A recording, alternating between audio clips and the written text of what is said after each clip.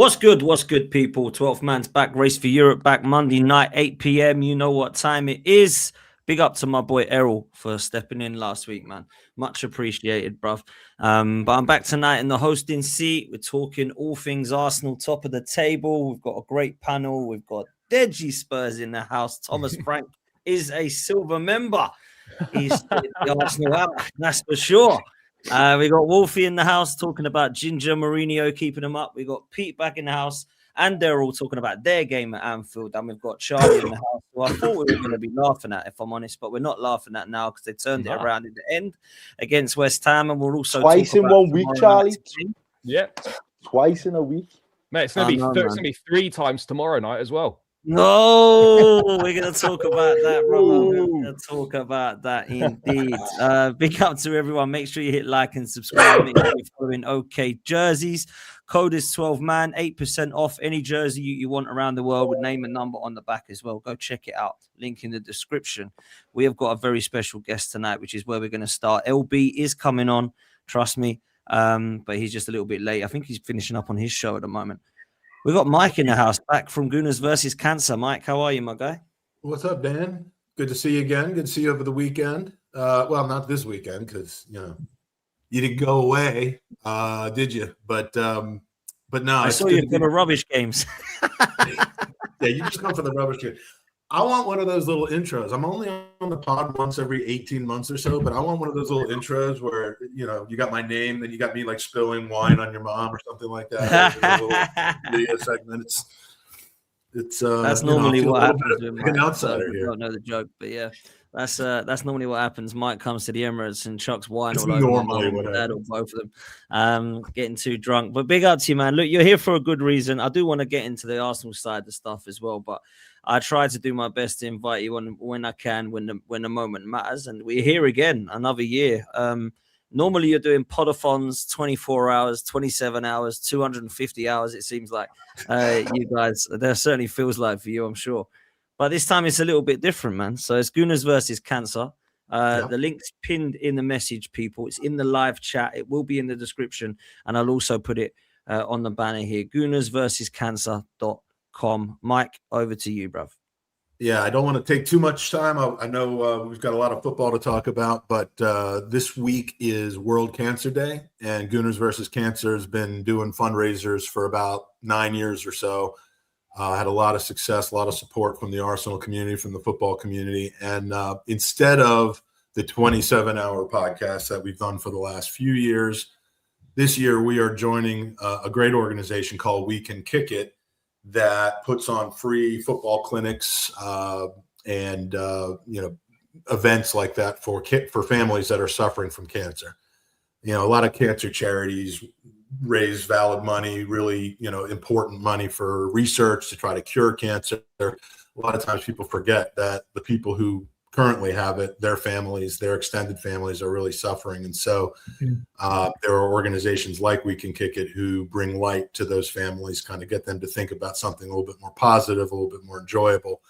And those things don't happen in a vacuum. They don't happen for free. And so Gooners versus Cancer is walking 50 miles in like just over 24 hours from now. So we're walking 50 miles from Brentford Stadium to QPR to Fulham to Chelsea to Palace to Millwall. And if we make it out of there, we'll keep going to Charlton, West Ham. We'll go up to the Toilet Bowl. Sorry, Deji. And back down to Emirates to finish off probably about 9:30, 10 o'clock Wednesday night. And we're all putting ourselves through this ridiculous garbage to just kind of raise as much money as we can, get people to donate. Maybe you're donating because you want to see me make it 50 miles. Maybe you're donating because you don't think I've got a shot at making it 50 miles. Frankly, I don't care what your reason is for donating, but if you go to goonersvcancer.com, you can donate using your credit card, and you can check out, and this will interest all the other panelists, you can check out some great Arsenal-related prizes that you can win. You could put it on your wall right next to the neon sign with your own name on it. There's some great things that can be won. And, we're just trying to do some good in the community and raise some funds for important causes using the football community as our primary audience. And it's something I would like to try to bring to football versus cancer in general one of these days. And maybe some of you lot will be able to be my contacts within the teams and bases that you support. No, I love that, Mike. Come on, bro. I've always been a fan of what you've done, and it's been amazing for the fact that it's grown so much from when we first met all those years ago. And I remember only 3 years ago now going to the FCAs, and you obviously won that award, and it was just brilliant from there. And it's got even bigger from there, man. So the amount of people that have been involved in this is crazy. Mike's contacts are unreal. I still don't quite know how he does it. You know, he's never told me the secret, but he networks. I lie to them and I say that I don't know you, and they're happy to give me stuff. Come on the air with me. Yeah, it's pretty much I don't know anything about that Dan Potts character, and then they're like, okay, you seem solid to me. So they say that's all you need to know, Dan Potts. You're fine. But listen, man. It's in all seriousness, people. If you can donate anything at all, then please go to goonersvcancer.com. It's a great cause. Mike's usually doing 24-hour pods with unbelievable kind of stuff going on, and I actually feel like this is probably going to be as hard, if not harder, Mike. So big up to you, bro. I will say that it's going to be quite a bit harder, I think, than just sitting here for 27 hours talking to interesting people. This is I'm going to be walking with interesting people, but yeah, the longest training walk I've done is 25 miles. I say if you can do half of what you're looking to do, and if you run a marathon, if you can run half a marathon, then you can do it on the day. I'm hoping that that's true. I'm praying for a fairly dry Wednesday, but if it wasn't for this game tomorrow night that I got to stay up late and go to, I might have gotten more sleep, but I'm sure we'll be talking about that. We will be, man, 100%. Now, big up to you. If anyone can help support, then please make sure that you do. The link is there. Gooners v Cancer. It's in the pinned description as well, and in the live chat now. So all you got to do is click. And it literally takes you to the page, and all you got to do is click to donate. So it's really simple on the site there as well. So please go show some love, and big up to you, Mike, and everyone else involved. I'm sure that Footballs v Cancer will be something that will be of the future, and there's a lot of the guys on this panel and also some of the people at 12 Man that 100% support that within their own platforms and content as well, I'm sure. So big up to you, bro. But there we go. Sophie said though, Potts. I think she raises a good point there. What, could you donate and not win Arsenal prizes? Yeah. Yeah. I would say the vast majority of people that donate are not going to win Arsenal prizes. There's only 13 prizes, and we've got hundreds of donors so far, hopefully hundreds to go. But you may always decline, just like Arsenal should be declining penalties in favor of taking corners instead. I mean, that's sometimes you just have to decline what seems like the best outcome, and you'll be happier. But yeah. Do you know what? I'll add to that. You don't want me to send it? I'll send it to Dan. Yeah, I'll add to that quickly. If you do win a prize and you're not an Arsenal fan, you can get a hell of a lot of money for selling it, because some of these prizes, they're not like sort of, it's an Arsenal shirt for this season. Some of the prizes are mad. Like we're talking like. I suppose if you win one, you can give it to Deji to give to Thomas Frank. He'd like an Arsenal prize, Severance pay, in it, Dej. Oh dear. One of the prizes, one of the smaller prizes, is actually a red member. Back when the club used to actually send out member packs to people each year, it's a red member pack from 2012, 2013 that I still had. I don't think Thomas Frank needs that. He's already got it. Did you win anything that year? Did I win anything that year? Did Arsenal win anything that year? You could ask that about most years. The answer would still be the same. This year, maybe you'll get used to Wolfie, man. You'll get used to Wolfie, Mike. But listen, I was going to start with Man City and Spurs, but yeah, LB is on his way, so we'll just park that for now, because I know Deji's got something. Well, LB is a fraud. Can you just WhatsApp him and tell him to hurry up? Deji, you know that message you put in?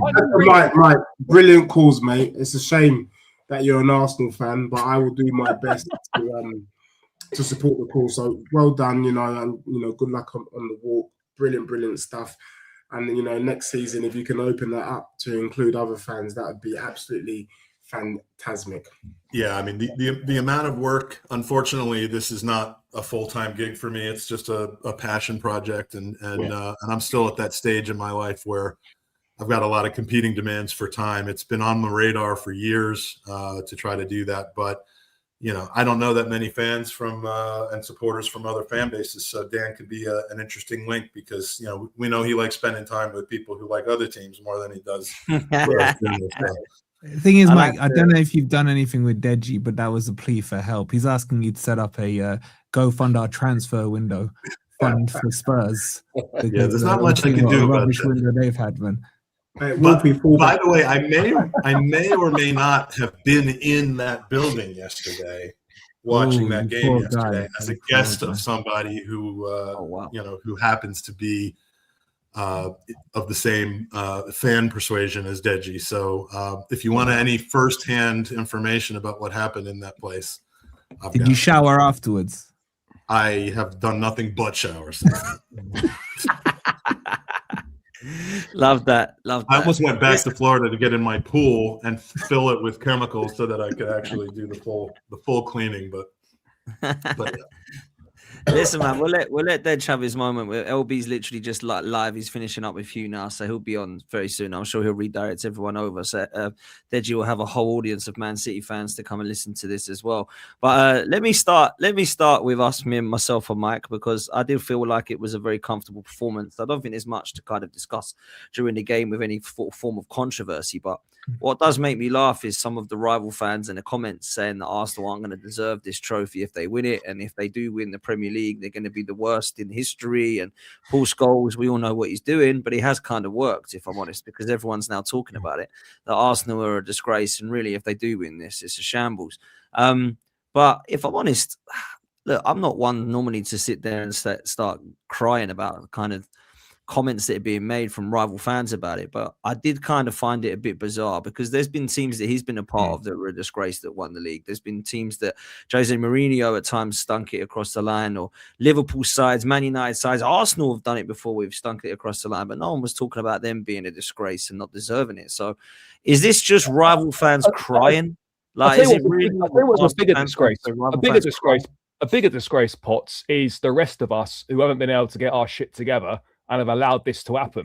That's the bigger disgrace. We can talk about, and we can have a bit of a laugh about it. Oh, Arsenal play shit football, it's set pieces, all this or whatever. And some of that is valid. But ultimately, we've got to look at ourselves, and we've all allowed this to happen because all of our teams have been well subpar. And if any of our teams had actually had the capabilities to step up and perform to our best levels, maybe not my team, but an Arsenal or a Liverpool or a City or whatever, then maybe we're sitting there having a different conversation. So look, I understand that, I do it myself. People like to have a dig at Arsenal. People don't like Arsenal, don't want Arsenal to win the league or whatever. But we've got to look at ourselves, and none of us here have performed to an acceptable level. And so instead of putting down Arsenal's achievement, we've got to look at ourselves and think we've allowed this to happen. We've allowed a team to probably going to win the league who they're good, but they're nothing sort of special, and we've allowed that to happen because our teams have been awful. Do you ever think you're the disgrace, Charlie? I can't disagree with that more. He's already said that, but even still, I think he's right though, 100%, because it's not Arsenal's job to have to play the best football, the best brand of football, or to blow teams away. They just have to be the most consistent side. And up until now, this season, they have been the most consistent side. And we said it the other day, we didn't make any, we didn't try and hide or pull any punches. We said, obviously, the style, stylistically, it's shocking. But are Arsenal fans going to be bothered once May comes around and they've got the trophy in their hands and they're doing parade settings? They're probably not. They're not going to care one bit, and I wouldn't blame them. The same thing was getting levelled at my team last season. I agree. People were saying, or maybe not necessarily saying Liverpool were poor, but he was very quick to highlight how poor the league was. And again, it was, well, I'm not really asked about the league, respectfully. I don't really care about the rest of the league. I just care about what we're doing. And we seem to be doing things on the right track. And thereafter, you could probably say the standard of the league over the last 2 years now has probably dipped. But Arsenal have remained the most consistent. They've remained a team that have locked in the most. And I think it is down to the continuity that you have had under Mikel Arteta. It's not necessarily him doing anything magical or anything different, but I just think by keeping that continuity and having that same kind of consistent squad and building on it, it's just enabled you to have more than everybody else in this moment. When everyone else is through transitions, whether it was a planned transition or a reactive transition, everyone else just doesn't seem equipped. Where Arsenal have been there, they've done the dance, and now it looks to me as if they're probably 2 big wins away from being able to feel like they can stick their chest out and say, yeah, the league's going to be wrapped up. I'm sorry, you lot are just a disgrace. Oh, so what are you going to do now? No, honestly, because I said this to you 7 days ago when you lot were here freaking having your jerk fest about Arsenal losing, man. And you were there like, oh, what were you saying? Charlie, crumble pie and all this shit. Last 7 days ago. Yeah. And now you're just flip-flopping 7 days later. So, no, we're not flip-flopping. No, we're not flip-flopping. But you are, though, because you're basically saying what I said 2 weeks ago. And I've got you guys were hammering me for saying exactly what you two have just said. But we already did. You're shameless. No, we're not allowing this. Innit? We won't roll the tape.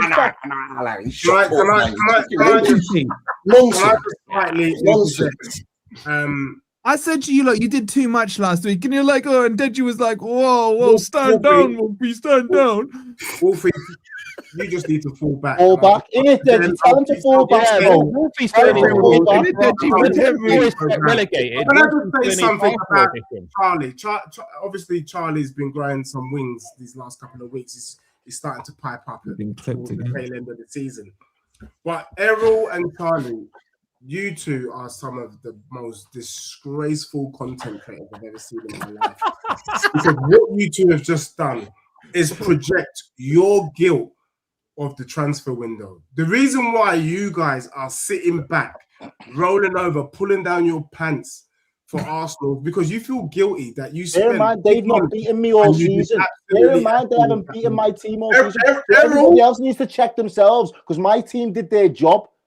Your team couldn't even beat Dyche, bro. I wouldn't hold on to that like a trophy. My team won as well. You spent money and you spent money and you done nothing. That's you and Charlie. So you should be ashamed, Charlie. You should be ashamed, Errol, that you made us hope. You made your fans believe that you could do something, that you could mount a challenge, that you could be seen as serious contenders. But in the end, after all that money spent, given that there's a global crisis in terms of finances, you guys were just a disgrace and bummy. Shame on you both. Shame on you. If you guys had any self-respect, you wouldn't stream for at least 3 weeks. Disgrace. What about you? What about you with your team? If we're 3 weeks, I will tell you about me. Give him his prediction up again, just to remind him of what he's talking about. I will tell you. Yeah. Wolfie, I don't even know what your problem is. We are literally 14 games from you not being here. That I can't wait. Bro, mind the gap, yeah. Mind the gap. Bro, you're the one doing relegation stream. You're the one doing relegation stream with your sing-alongs, man. Hey, anyone? I thought I was watching sing-along with The Rock, man. The other day I tuned in. He's 2-0 down. Sunglasses on, all shameless, man. Wants his club to lose. Oh, Pete's loving it. Pete's got the balloons. I ain't fucking loving it now. I ain't loving anything right now. Just saying. I'm not loving anything right now. Don't start with me. I'm not in a good mood. So don't start with me. Especially you, it's the £2 billion bottle job. Shut up, man. Hold on. Don't start. British transfer records broke last summer, and behind me in the table, he's the worst. Me? Mate, you're... Hey, let's not... See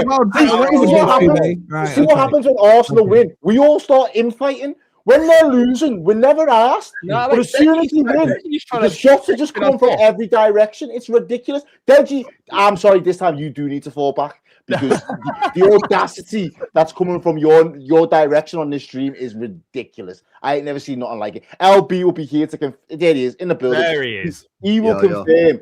You need to fall back and just relax a little bit.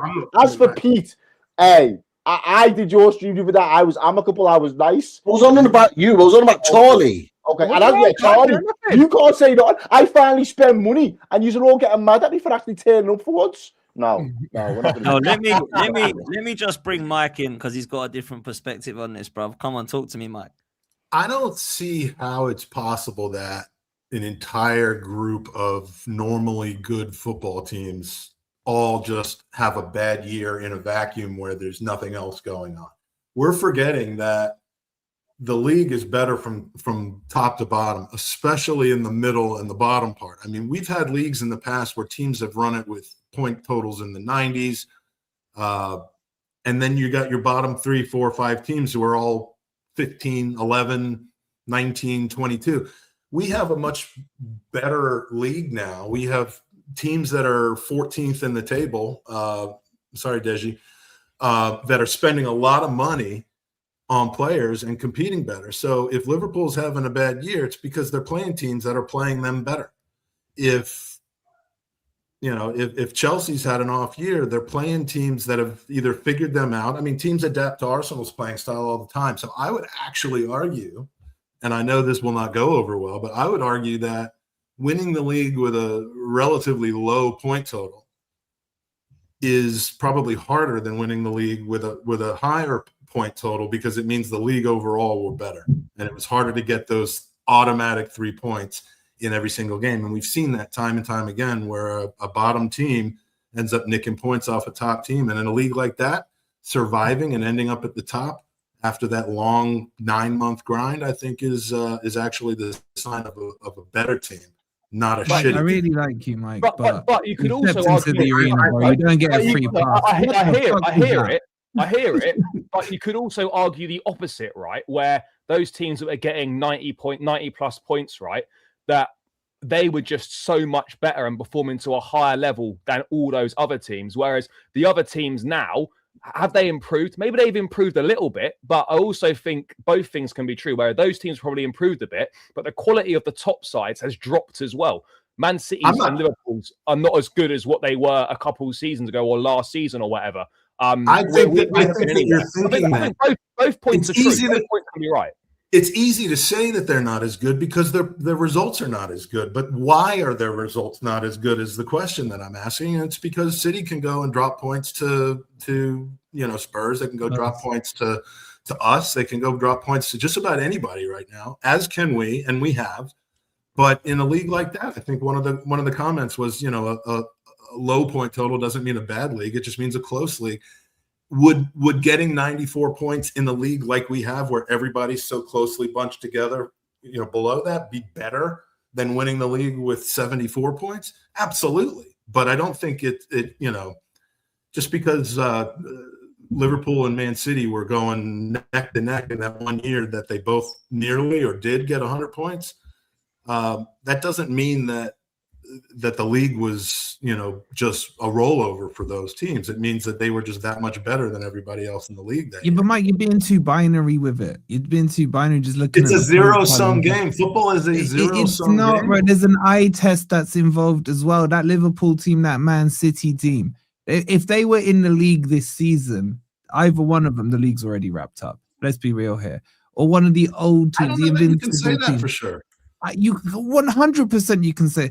LB, do you think you'd have wrapped the league up? Did you watch those teams play? I think if City prime Liverpool was in this league, it'd be wraps. I mean, I'm not claiming this is the best Arsenal team we've ever seen. I'm not saying that. I'm just saying that it shouldn't be looked at. The whole narrative about this being, a default winner because everybody else just decided to tank the league this year or had injuries, which we've had year after year after year after year, just like some other teams are finally having now. That's not a sign of being poor. It's just a sign of a really, really competitive league, and it's one that I'd be thrilled. It is more competitive because the top teams have dropped off. Yeah, exactly, LB, yeah. But they've dropped off because they're playing teams that are playing better against them. No. That's not what's happened. Liverpool have dropped off from when they were prime, and City have dropped off from when we were prime. Yeah, but LB down the other end. They spent money on Wirtz. They spent money on Ekitike. Goodbye, but I mean, these teams are still spending money more than ever. It's not about the money, Mike. It's not about the money. It's got nothing to do with the money. It's about the players and the manager. Klopp with that prime team, that was a better team than what Liverpool have now. City 3-4 years ago was a better team than what we have now. Would that team beat this year's Arsenal? Absolutely. Yes, and they did. And that's missing the point of what I'm saying. I'm just saying in this league season with however many, 38 games times 10 games, 380 league games, everybody's playing everybody else. The bad teams are taking points off of the top teams. the same as the top teams, are dropping points to the bottom teams. And that's why when you have a distribution of point totals at the end of the season, I would bet that it's going to be so much closer to the middle this season than in most of those other seasons. And I don't think that's a sign of a bad league. I think it's a sign of a competitive. It's not necessarily a bad league, but the top teams are no longer as good in this league as they were a few years ago. And I'm not speaking about Liverpool and City. In relation to the bottom teams, Newcastle here as well. The Spurs are fucking in the relegation zone. Like it's all, that's like, a different City, conversation. Spurs, Chelsea, Liverpool, and Newcastle are all not as good as we were maybe a year ago, 2 years ago. That's just a fact. And that's because those teams are going through transition. City's going through a transition. Liverpool. Let me ask this then. Let me ask this. This will happen. And Arsenal are the only ones that has a stable ship. I think it's been a pathetic. Well, and that took us. It took us 7 years to create them, as well. Yeah. And a lot of the teams that are underperforming, and I'll just name some names here: Chelsea, United, amongst the top of them, try to keep just repairing and getting themselves back to the top of the table in one transfer window. Yeah. I mean, we were laughed at for 5 or 6 years, and I know Dan loves talking about trusting the process, but I'm not suggesting a process should take 7 years to get to the end of the process. But what I am saying is, like you've just said, this team is stable now. This team is, if we should win this season, we're in a position to stay there, not just careen down the table again. Yeah, that's what I thought last season, Mike. That's what I thought last season. Like, enjoy it last. Just but Errol, the thing that everyone's ignoring, older. The team was older though, and that was always going to come into play with Salah and not necessarily. There was only really Salah and Van Dijk that were kind of the elder statesmen. Obviously, they got the additional contract, but we still had a very young midfield. Ryan Gravenberch, I think he's 22. Szoboszlai, 23, 24. McAllister still under 26. You've got obviously Cody Gakpo. Obviously, Hugo Ekitike bringing him in there. So we still have the Robbo as well. Robbo was obviously. I think for different reasons, but I just think again we thought we would have been comfortable. I think at the start of the season, Liverpool fans, myself included, thought with the team that we was assembling, we'd go on to kind of walk the league again or be there or there. Yeah, but Errol, what you're missing is that Igal's told me that Arsenal are dominating for the next 7 years, so you're all screwed. We might as well not. We're not going to be finishing outside of Europe again for a while. We've got enough to. Not that that's the goal. Dan. I have more ambition and standards. Let me just ask a quick question before we move. Does anyone not see Arsenal winning the league this season still? Me. I want to speak. I'm just doing it just because I need to manifest. Because you have to flip flop week in, week out. No. I've maintained that for several weeks. Last week you said Arsenal were winning the league. No, I didn't. I said I was manifesting that for them not to win the league. We can run it back. I'll run it back. Yeah. Okay. Wolfie's getting senile in his old age. Yeah. Run it back, then. Run it back, man. Yeah, Sam can run it back whenever he gets a moment. He can run it back to last week. Look, man. Let me just quickly before we come to LB and Dej, because I'm looking forward to that. To be fair, I just want to quickly touch on Pete and Errol because I know Errol doesn't have long, I kind of feel like Liverpool deserve some credit. But I kind of feel like Newcastle was so bad in the second half, man. So let me just come to Errol first because I truly believe that Wirtz and Ekitike deserve a little bit more respect. So I actually think the man them with the two-step have arrived, people. They have arrived. And you know what? We've had to wait. But first and foremost, can I just take a moment to just talk about what I got to do on Saturday? Because I feel like we get to talk about our teams a lot, as obviously this is what we do. It's kind of our occupation to an extent.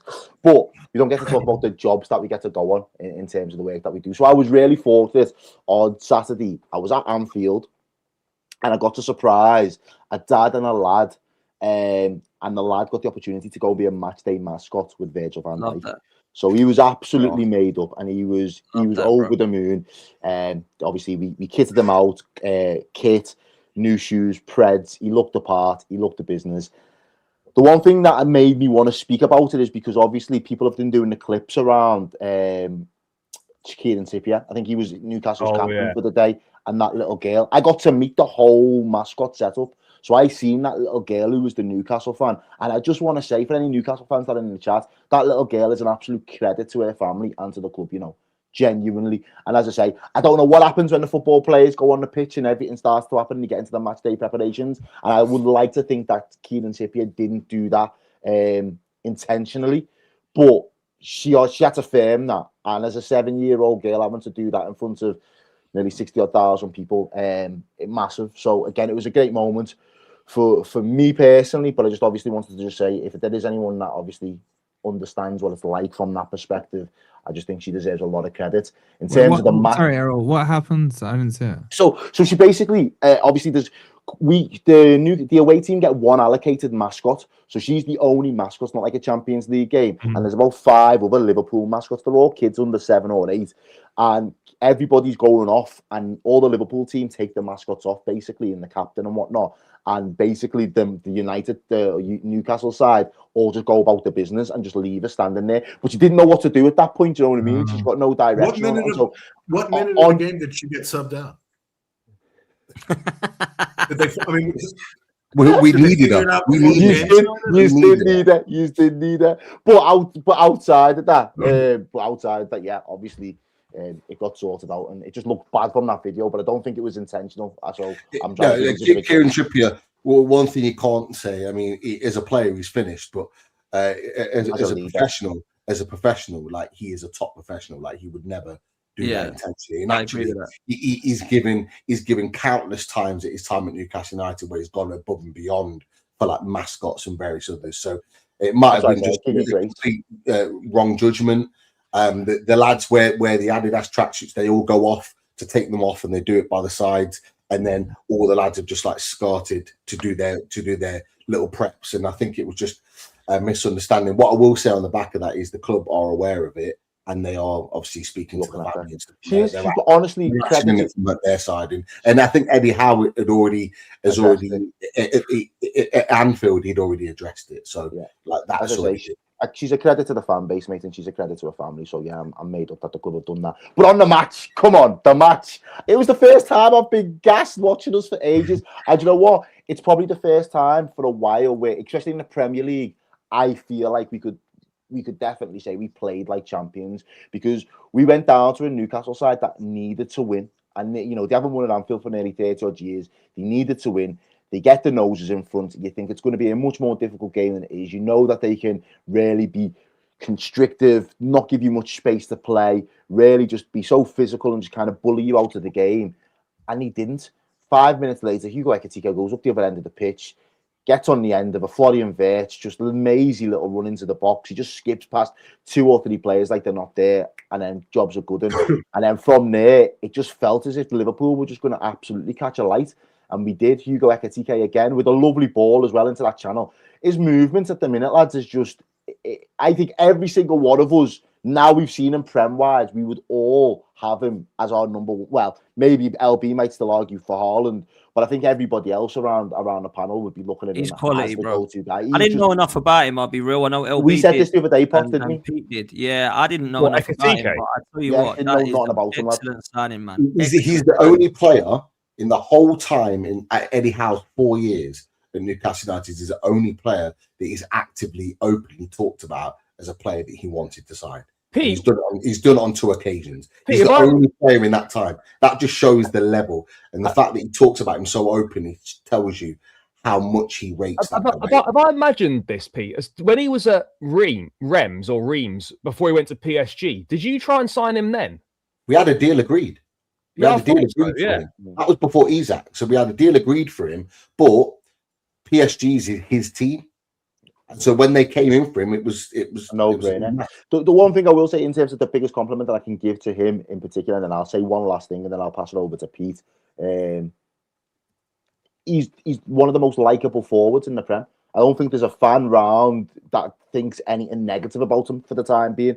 Do you know what I mean? He doesn't seem to do much wrong, and that says a lot, because I think a lot of our forwards are very divisive and you can split opinion. And then the last thing I will say, big up man like Ibu Konate, because how he is in the frame of mind to want to play football 2 weeks after his dad passed away.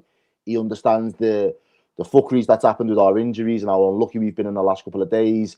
and he bells the gaffer and says, that was written in the stars, that man. That was written in the stars. I watched it. I watched the whole game, and I actually thought Newcastle started pretty well, but Liverpool, I just thought they destroyed them in the second half, and Newcastle crumbled. But I will say, Konate had an unbelievable game. Not just that moment. I thought he was exceptional, and he's not had the best of seasons, in my opinion. Maybe there was stuff going on we didn't know about his old man behind the scenes, but obviously that is horrific news. And you hope now that, he can move on from it, and whatever happens in the summer will happen, whether he stays, Liverpool goes. But I thought he was excellent. But I looked at Wirtz and Ekitike together, and for the first time I thought, yeah, they look like they're done now. They look like they're clicked. They look like they're settled. I'd be interested to see if that can continue, of course. But I do feel like that was always going to happen at some stage. I think Liverpool fans are probably just annoyed that it wasn't quicker for Wirtz, but I'd never thought Wirtz was as bad as what people were making out. It was just funny that he weren't scoring and assisting. He was always sort of involved in stuff. But for me, Ekitike has been an unbelievable sign. And I actually did not, but I was the complete opposite to LB. I thought Isak was the better signing because he's Prem proven. But it turns out, and you can't say too much about Isak with his injury, it turns out Ekitike looks like Liverpool might not have even needed Isak. Let's be real. Yeah. I'll be honest with you. He looks that good. And you like you say, Errol, I agree with you. Like, he'd walk into Arsenal. He'd walk into the majority of these sides. You could probably argue for Haaland. For every team. Yeah. He's a better footballer than Isak. And he scores. This is the thing with Ekitike, yeah. I think people didn't realise that this guy can also score goals. And this is the whole point that I made about it. It's like, they signed a guy who, in my opinion, is a better footballer than Isak and can still score goals. And they went and splashed 120 mil on Isak. And I was sat there in the summer saying they should have spent that money on a centre-back and a DM. And how their season could have been so much different if they would have done that. Yeah. Now they're stuck with a player, Isak, who, unless he can find a way of getting them both in the team without putting Ekitike on the left wing, which I think he's probably going to do, which he doesn't deserve to do, he's probably got the whole bench. 120 million pounds. I think the reality is, though, from their perspective, LB, is what I see and what Potter's saying there. I started to see for the first time, they didn't rely on Salah at all. If the ball fell to Salah, it fell to him. But before Salah went to AFCON, every phase of play had to go through Salah at some point, whether it was the out ball, whether it was the final ball, whatever it was in the build-up. Now these two together just believe we can do it. If Salah gets to the ball at some point, then that's just a byproduct of the build-up play. But he is not integral. And I think that will be very similar. Salah, maybe towards the end of the season, into next season, might get sold. He goes off. And I think the only missing piece then is how they work in Isak into that trio. And I think that will be the trio going forward. I don't know what will be wingers-wise. But Isak, Ekitike, and Wirtz, they'll do all of his running. They will do all of his running for him. Isak just needs to be jolly on the spot and alive to the danger. And if that can happen, I think, again, predicting it, but I think there could be some serious goals between them two next season. Can you boys take this statement the right way? Okay. Cool. Well, this is going to be a madness. It's not mad and listen to what I say. And I'm not comparing him to him, but I do see traits of Henry in Ekitike. Traits, keywords. I wasn't as mad as I thought. All right, cool. No, I rate it. I do.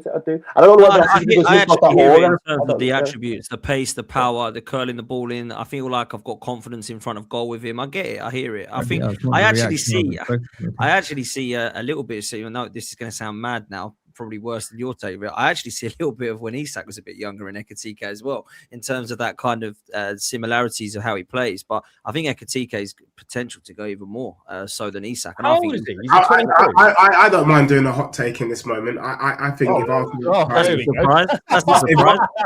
if Arsenal had signed Ekitike, I would have given you the league. That's not hot. I said that's I would agree with that. I think that's fair. That's fair. I would agree with that. I think he's my sort of striker, and I want. He would have suited your team the best. He would have been so fluid. That's the sort of profile. I'm actually grateful that he didn't come to us. I think we probably would have ruined him. So it was probably a good thing. That's very honest, Charlie. No, we would have done. Like he would have if he'd come. We were interested. He wouldn't be doing what he's doing now. Yeah. I like strikers like him with the Henry aura. I mean, there's not many of them about, right? Isak's another one that we like as well. And I was a big fan of Gyökeres and I wanted him. I hope it still works out. Maybe it will, but it's not looking likely. He has only got, I think, one more goal than Gyökeres, to be fair. But Ekitike is looking very good, man. He is. How many has he scored this season? 15 and all. He's got 11. 11, is it? In how many goes? Oh, is it more? How many has he got? 15. He's got 15 in all comps. Yeah. He's got 4 more than my boy Jesus, man. I'll take back what I said. Yeah, but you're stat padding against farmers in the Europa. I don't care. You counted them last year. Yeah, well, you can, if you win the trophy, you can count them. Otherwise, you can't count them, mate. So you make sure you win it. That means your goal scorers will be on 0 goals coming the end of the season. I think Liverpool are gonna actually be okay. Like, I know people want slot out now and all that kind of stuff. I think they've got too much quality on the pitch for it not to click at some point, and I think it is going to. I think they'll be okay. And next season, if they do get rid of Slot, they get the right manager in, they could be a threat again because the players are certainly there if they have a good summer. That's my opinion. I'm going to come to Pete in a sec because I know he wants to go on a rant, but I'm conscious of time and it's a bit of a mad order tonight because Deji ain't got long. So Dej, I'll let you say your piece and then we'll come back to Newcastle because I've got a couple of questions for Pete on that as well. So Deji, wow, what a weekend! Thank you. I mean. Apparently, there's a super chat here. Actually, I wanted you to answer, and then I'll let you come in. Which is there's no need to disgrace for wanting us to lose. Apparently, is what's happened there. You're a disgrace for wanting us to lose. I'm going to be speaking to Kate and Henry Wright TV tomorrow because the Spurs fan base, they're a pathetic bunch, and they don't understand the art of warfare. They're the pussy-holes who just walk around and pretending to be something that they're not. We've told you. As for LB, I'm struggling to look you in the eye right about now, mate. Because the last time we met, you gave it the Charlie Big Potato, and I know you've heard that saying before. You gave it all the biggie. We're guaranteed to get a win against you, Spurs. We're going to do this. We're going to do that. LB, you're an absolute disgrace. I warned you. One win doesn't mean you're back in the title hunt. And I told you 2 seasons or 3 seasons ago that I own you. There's a part in the stadium where you've got your season ticket that says Dej. You know what that stands for? Short for Deji. Do you understand that, mate? Plymouth, Argyle. LB, I can't lie to you. Yesterday was the first time I wanted you to win. I wanted you to do something for the greater good. Could you just win a game? We gave you a half-time lead 2-0. And you know what happened? Thomas Frank, by the way, the whole season has not been able to get a rise out of the Spurs players. And then Thomas Frank had an epic moment. He had an epiphany in the changing room. He went to the lads, what are you doing? It's only City. And that was it, mate. The game changed. It's only City. And that's how the game went from 2-0 down to 2-2. And Spurs should have won the game. LB, I think, respectfully, I don't want to ever... You cannot on this channel, maybe on your channel. Can I also just expose LB? I invited LB to my stream for us to have a pre-match preview. But LB did what LB does. He dodged it because he knew what was going to happen. I was going to ask LB a simple question. The question I was going to ask you on Friday, LB, was, were you worried? And does Tottenham own your club? But you decided not to reply my WhatsApp message. Don't worry. I'm not offended, mate, because you're here now. Let me answer the question for you. I said to everyone, in the Champions League, I hope Spurs draw City either in the quarterfinal or in the semi-final. Because guess what? If we draw you in the Champions League, we're guaranteed to go through. Yes, even under Frank, we are guaranteed to go through. We played 2 good games this season under Frank. Both games was against City. Hold that. Both games. Javi Simmons looking like Lamine Lamar in that midfield. It was absolutely and then we got Solanke back from injury doing Scorpions. Scorpions. Hold that. LB, don't tell me about trophies. Don't tell me about Arab money. No, you won't want me to mention trophies. Don't tell me about don't mention trophies, no. Just have some self-respect. And with any part of your rebuttal, just accept that you are owned by my club. Anything you say after that is fine. But can you finally accept that Spurs make you lose sleep at night? If you can do that, then I would stop. You're kind of like, I'll tell you what you are. You're like Just answer my question. No. I'll tell you what Spurs like. Spurs are like a scratch on my back that I can't reach. Like, you're quite annoying, but you know, it's not a serious medical diagnosis. Yeah. Like, at the end of the day, yeah, you ain't serious. When we played you in the Carabao Cup, when we played you in the Carabao Cup final, yeah, where was you to be seen? You got beat because it was a serious game. These games, these are irrelevant football matches to me, man. It's 3 points at the end of the day. And like I say, you're a bit of a scratch on my back. I can't get, and we move on. We take the L, we move. But at the end of the season, we're fine. Yeah. And you're not. And if it does become a serious situation where I need to sort it out, yeah, then like a Carabao Cup final, we deal with you, man. Yeah.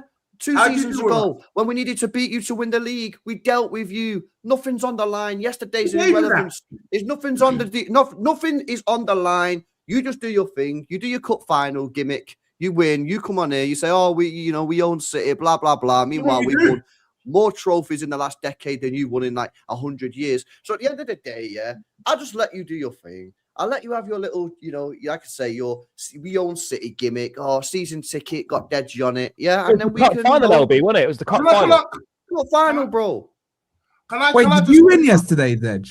No, can I just say something? Because he won 2-2. I need this moment with LB.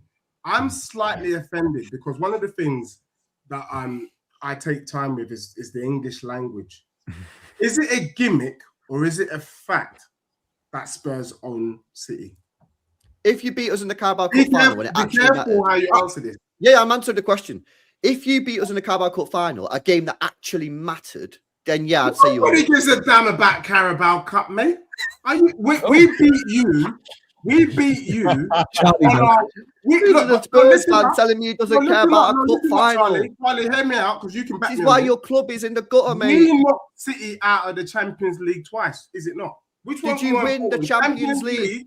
Did you win the Champions League? Which is the more serious competition? Because you said we don't beat you in serious. Did you win the Champions League, bro? Did we not knock you out of the Champions League? Leon beat me in the Champions League. And what? Yeah, that's more important than no bloody dusty Carabao Cup. Right, okay, but did you go on to win the Champions League? There are things in football that we can't even explain. So in your trophy cabinet, you don't just have we own Manchester City. You have we beat City in the Champions League. Yeah. Look, the truth of the matter is this is sad. The truth of the matter. But listen to this though. I actually wanted you to win. That's what's even more painful. I said, you know what? Go on, do this. Try to beat us. That's why you're such a mess, bro. You don't care about cup finals, and you want your team to lose football matches, and you wonder why your team's such a trash team. You're going doing videos and going on stream and saying, like, the club's a mess, man. Get this guy out. Get this guy out. Meanwhile, you're sitting there with chess telling everybody that you don't care about cup finals, yeah, and that you want your team to lose. The dusty cup finals. I care about the big ones. But you don't win. Let me tell you about the one I care about. You literally don't fucking win anything, bro. You're not in a position to choose which. Let me tell you the one that I care about because you want to do this Premier League rubbish and stuff. Tell me which one. Premier League in the Champions League, Europa League. Did we not Are we not outperforming City this season in the Champions League? You qualified for the last 16, so did Man City. PSG won the Champions League last year. They did finish. Are we not outperforming you in the Champions League this season? You won the Champions League. Yes or no? We both qualified for the top. No. Where did you qualify? Top 16. We qualified for the last 16. So did you. Okay, I qualified in the top 4. Right. Hold that. I qualified. Isn't that an embarrassment? Have you bypassed the last 16 then? Bro, are you in the quarterfinals already? For me, we're pretty much in the quarterfinals. Personally, I'm not sure. Who can you play? Who can you play in the 16th edge? Juve or Atletico Madrid? No. Yeah, say goodbye. And you think you think you're going to buy to the quarter? I'm sure the teams are dusty. What's going to slap either of them? I'm not worried. Bro, you bought their reserve player to start in your team. Like, what are you talking about? Wolfie, are you in the Champions League? Have I won the Champions League? No, are you in it? Have I won it? All right, come on. Have I won it? It's not the conversation you want to have with me. I'm dealing with LB here, who needs to accept that one, he's owned by Spurs. We have apart from when it matters. We have a stake. No, I'll tell you what. I will accept. I'll accept you. I'll tell you this, guys. Tottenham, I'm going to say it. I'm going to say the words. Yeah, Tottenham own Manchester City, except when it matters. Yes. There you go. Thank you very much. Deji, where'd you get your loud from? So yesterday didn't matter for you. It's fucking. You didn't need to win to close the gap on Arsenal. Wait. Dej, you do realize you needed to win yesterday. Are you seeing where you are? Fall back. Bro, the only thing falling back is your league position. That's the only thing falling back. Let me explain why I told Wolfie to fall back. It's not yesterday's game that's going to make a difference for my club. We had opportunities to take points against Burnley, Aston Villa, every other bloody club, even your dusty club, Nottingham Forest. It's not City. Held 3. City had an opportunity to put pressure on Arsenal and they bottled it. And also, they made life easy for us. They made Frank look like he's turned it around. He made Tottenham look like they were bloody Barcelona yesterday. What an absolute bunch of bums. What an absolute disgrace. And I'm telling LB, because LB said the last time that we spoke, don't worry about it. We're going to easily dispose of Spurs. That's what he said. And I looked LB in his face and I said, are you sure? And he laughed it off. But deep down, he wasn't sure, because when they turned up yesterday, they got slapped up. I do have a question for LB before I go, though. Did that performance yesterday make you feel a little bit more worried when you're looking to face Liverpool on the weekend, given the circumstances now, or have you conceded the league? Errol, my club has won 3 games at Anfield since 1981. My team could be on a 25-match winning streak, winning every game 5-0, and I will go into that game with 0 confidence. So no, it didn't change my opinion whatsoever. We will not beat Liverpool at the weekend. We might get a draw. We've got quite a few draws, but we don't win at Anfield. So I have 0. Do you think the league's done then? Do you think the league's done? Arsenal win the league. I think this weekend kills it off. I think Arsenal will beat Sunderland. We'll drop points. We might get lucky and get a draw. And at that point, it's what, 8? It's just LB. Don't lose your hope. I didn't win a game at Anfield since '84. Oh, bro, shut up. What? It's actually correct. And I've gone back to back at Anfield. How many times Anfield ain't the place it was, LB. It ain't the place it was. 3 games at Anfield. It ain't the place it was, mate. We played you knew this was coming, man. You knew this was 3 wins in 39 games. In fact, we found it easier. We beat them 1-0 last season, then 3-0 this season with Dyson charge. Yeah. Don't worry about Anfield. You're going to put that in your trophy cabinet as well. You're acting like this one, Dan. Yeah? I've got actual trophies, man. I ain't Deji. Don't talk to me like I'm Deji. 3-0 trophy. He can't chat to me, mate, because I own him. You own me? I own LB. LB, okay. I will catch us all next week. Love Errol. Can I ask you one question? And I want a serious answer. Would you sacrifice Spurs getting relegated to see Man City win the title, aka Arsenal not winning it? Would I say that again so I can understand? Would you take Spurs getting relegated for Arsenal not to win the title? Yes.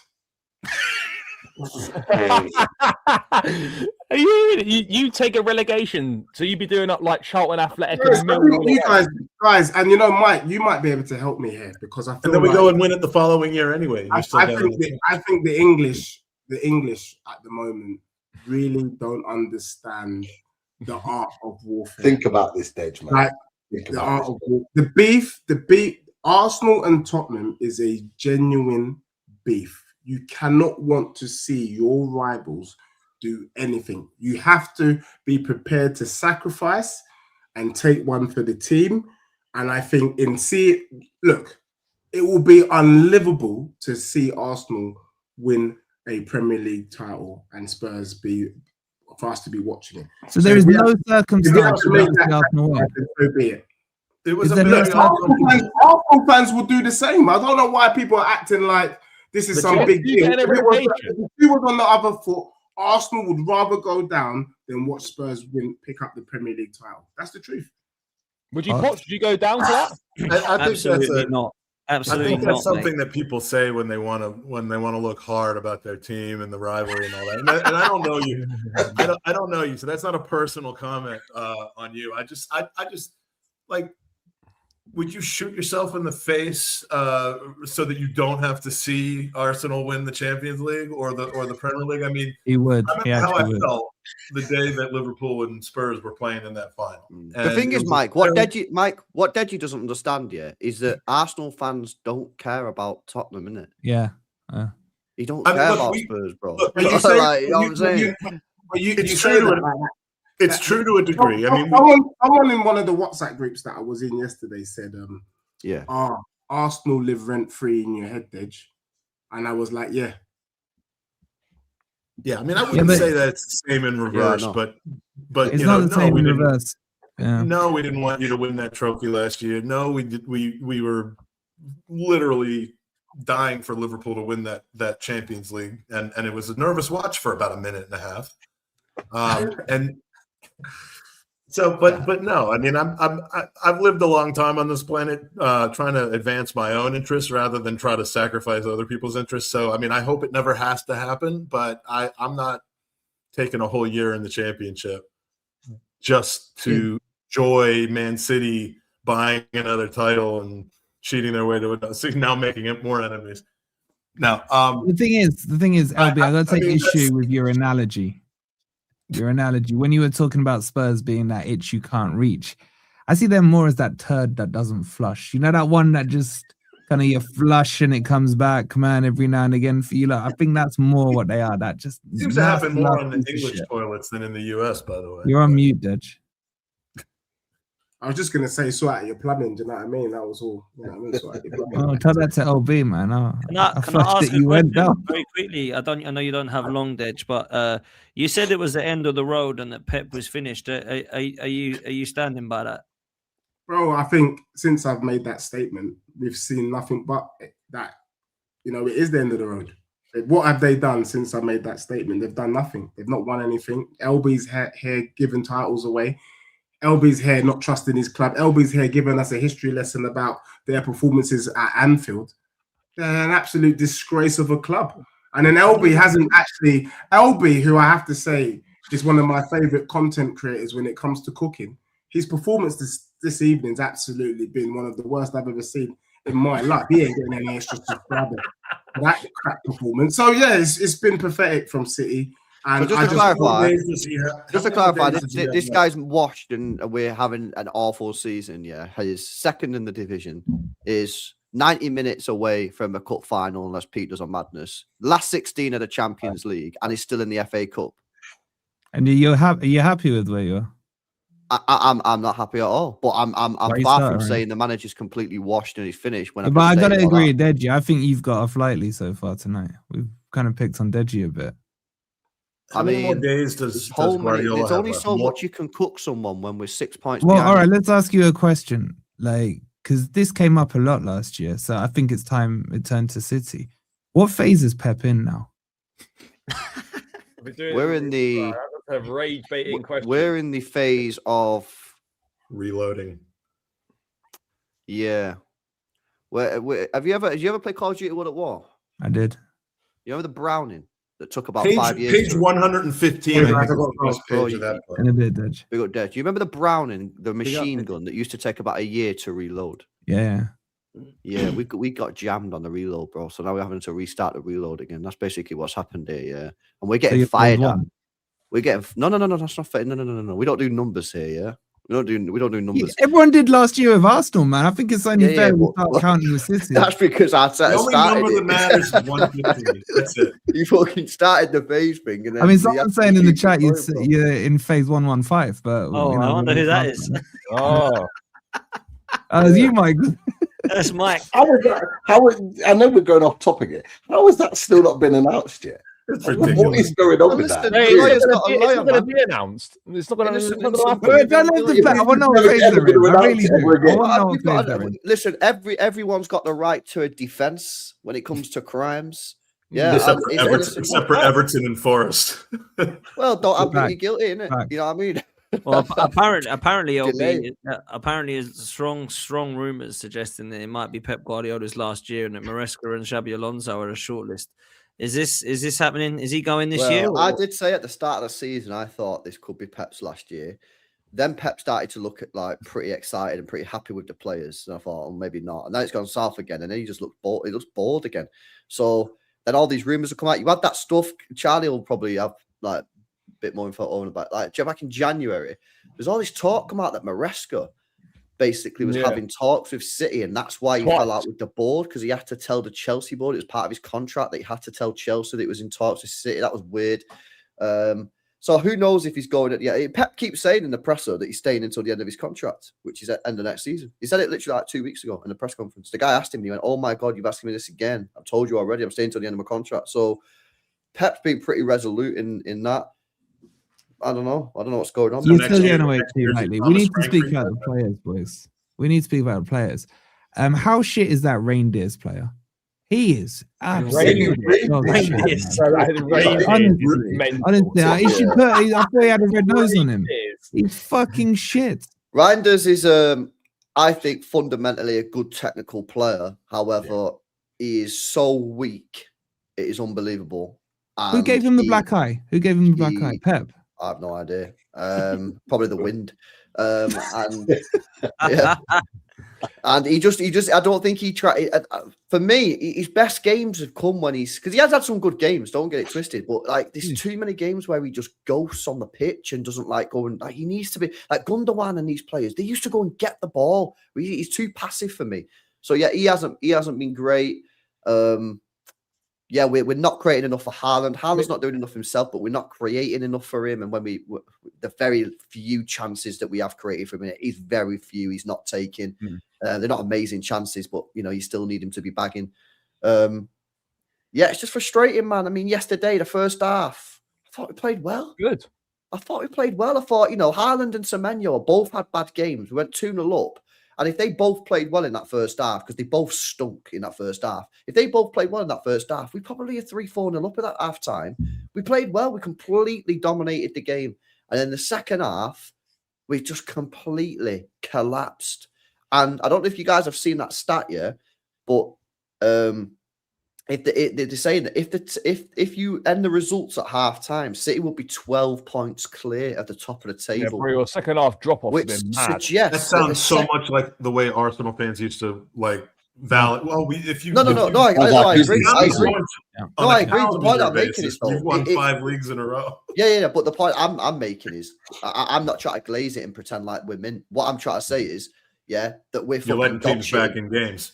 That we're dog shit in the second half. Yeah. Do you know we've not scored a single goal in the Premier League in the second half in 2026? That's over 300 minutes of football. We haven't scored a goal. And we didn't have a shot on target in the second half yesterday. Bro, we don't. I don't know what's going on, man. Like, look at the team yesterday, right? The thing is with me, last year, I pretty much gave up soon as we lost a couple games. Last year after Rodri got injured, I gave up, straight away. Because I think why? Because I thought the players weren't that good. A lot of them will come to the end of their careers. Walker and that, Kovacic, Bernardo, Gundogan. I'm looking at the team yesterday. That's not a bad team. No one's telling me those are bad players. No. Nunes, Kuzanov, Gueye, Aït-Nouri, Rodri, Bernardo, Haaland, Semenyo, Cherki. They are not bad players. And Donnarumma. Now you're overplaying your hands, man. I'm sorry. Can I just say, really quickly, Wolfie, just from my perspective, is that I genuinely think that Man City came out in that second half, and I'll explain why. I felt they come out in that second half and they thought the game was done. Yeah. And their mentality was just, they switched off.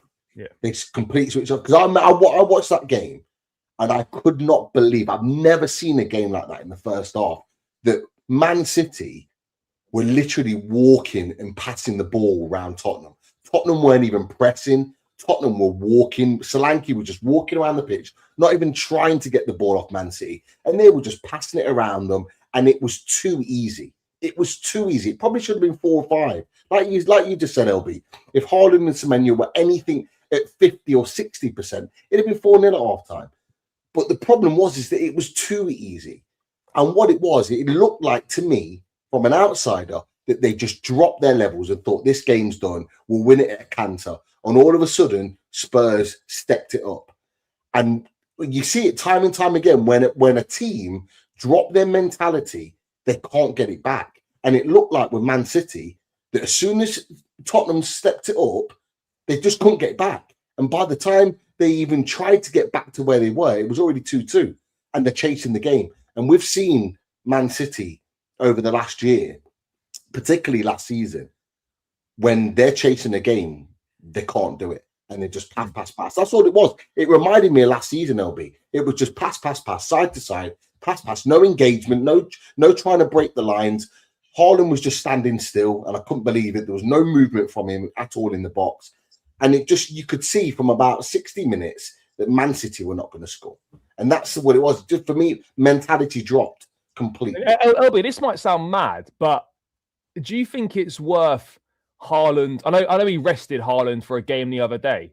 I don't know if he'd do this, but do you think it is mad to suggest that like Haaland should maybe be on the bench for like 2, 3, 4 I don't think games? that's a mad suggestion whatsoever. No? Personally, what I would do is play him up top with Marmoush. He's what he did against Galatasaray the other day, and we won. And he scored. Haaland scored. That's his only goal in the last 10. So personally, I'd go back to what worked against Galatasaray, where he scored a fucking goal, and play him up top with Marmoush. However, it's not a super suggestion whatsoever.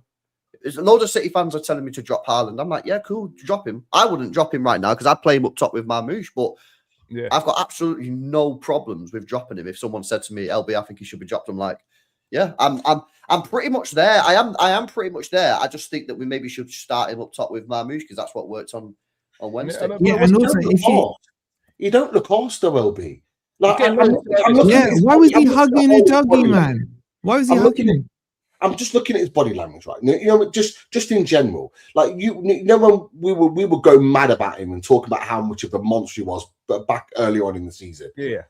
And you watch him play then to watching him play now, it's like chalk and cheese because you look at him back then when he was smashing goals in, he looks hungry, he's chasing everything, not just chasing everything, he's chasing everything with power, with threat, he's closing everything down, he's running around, he's looking hungry. I'm watching him yesterday, even in that first half, and it's just all like light jog. There's no intensity to his game. Defenders are scared of him when he's running at his pomp, when he's running with power and determination. Remember that does goal? Not look lost, even when it was 2-2. He did not look like he was bothered at all. Remember that goal he scored away at Arsenal, that counter-attack goal when he was running at full pelt. We haven't seen anything like that from him for a while. And it's not all his fault. He's not getting any service from anyone. I mean, I don't know how many touches he has in the box per game or whatever, but he's not getting the service. I mean, one more thing, LB. What's going on with Foden? I saw he had a patch at the start of the season, and now he's back to sort of ghosting, really. So he had an okay start. Yeah. And then he got really good. He had a great, I think it was December. And then he just completely dropped off to the point where I was saying bro needs to be dropped. And Pep dropped him. He hooked him off at Old Trafford and he got benched. That's what you have to do. If a player's not playing well enough, they got to be benched. Yeah. You have to get hooked, man. So yeah, he got hooked. Deserved to be benched.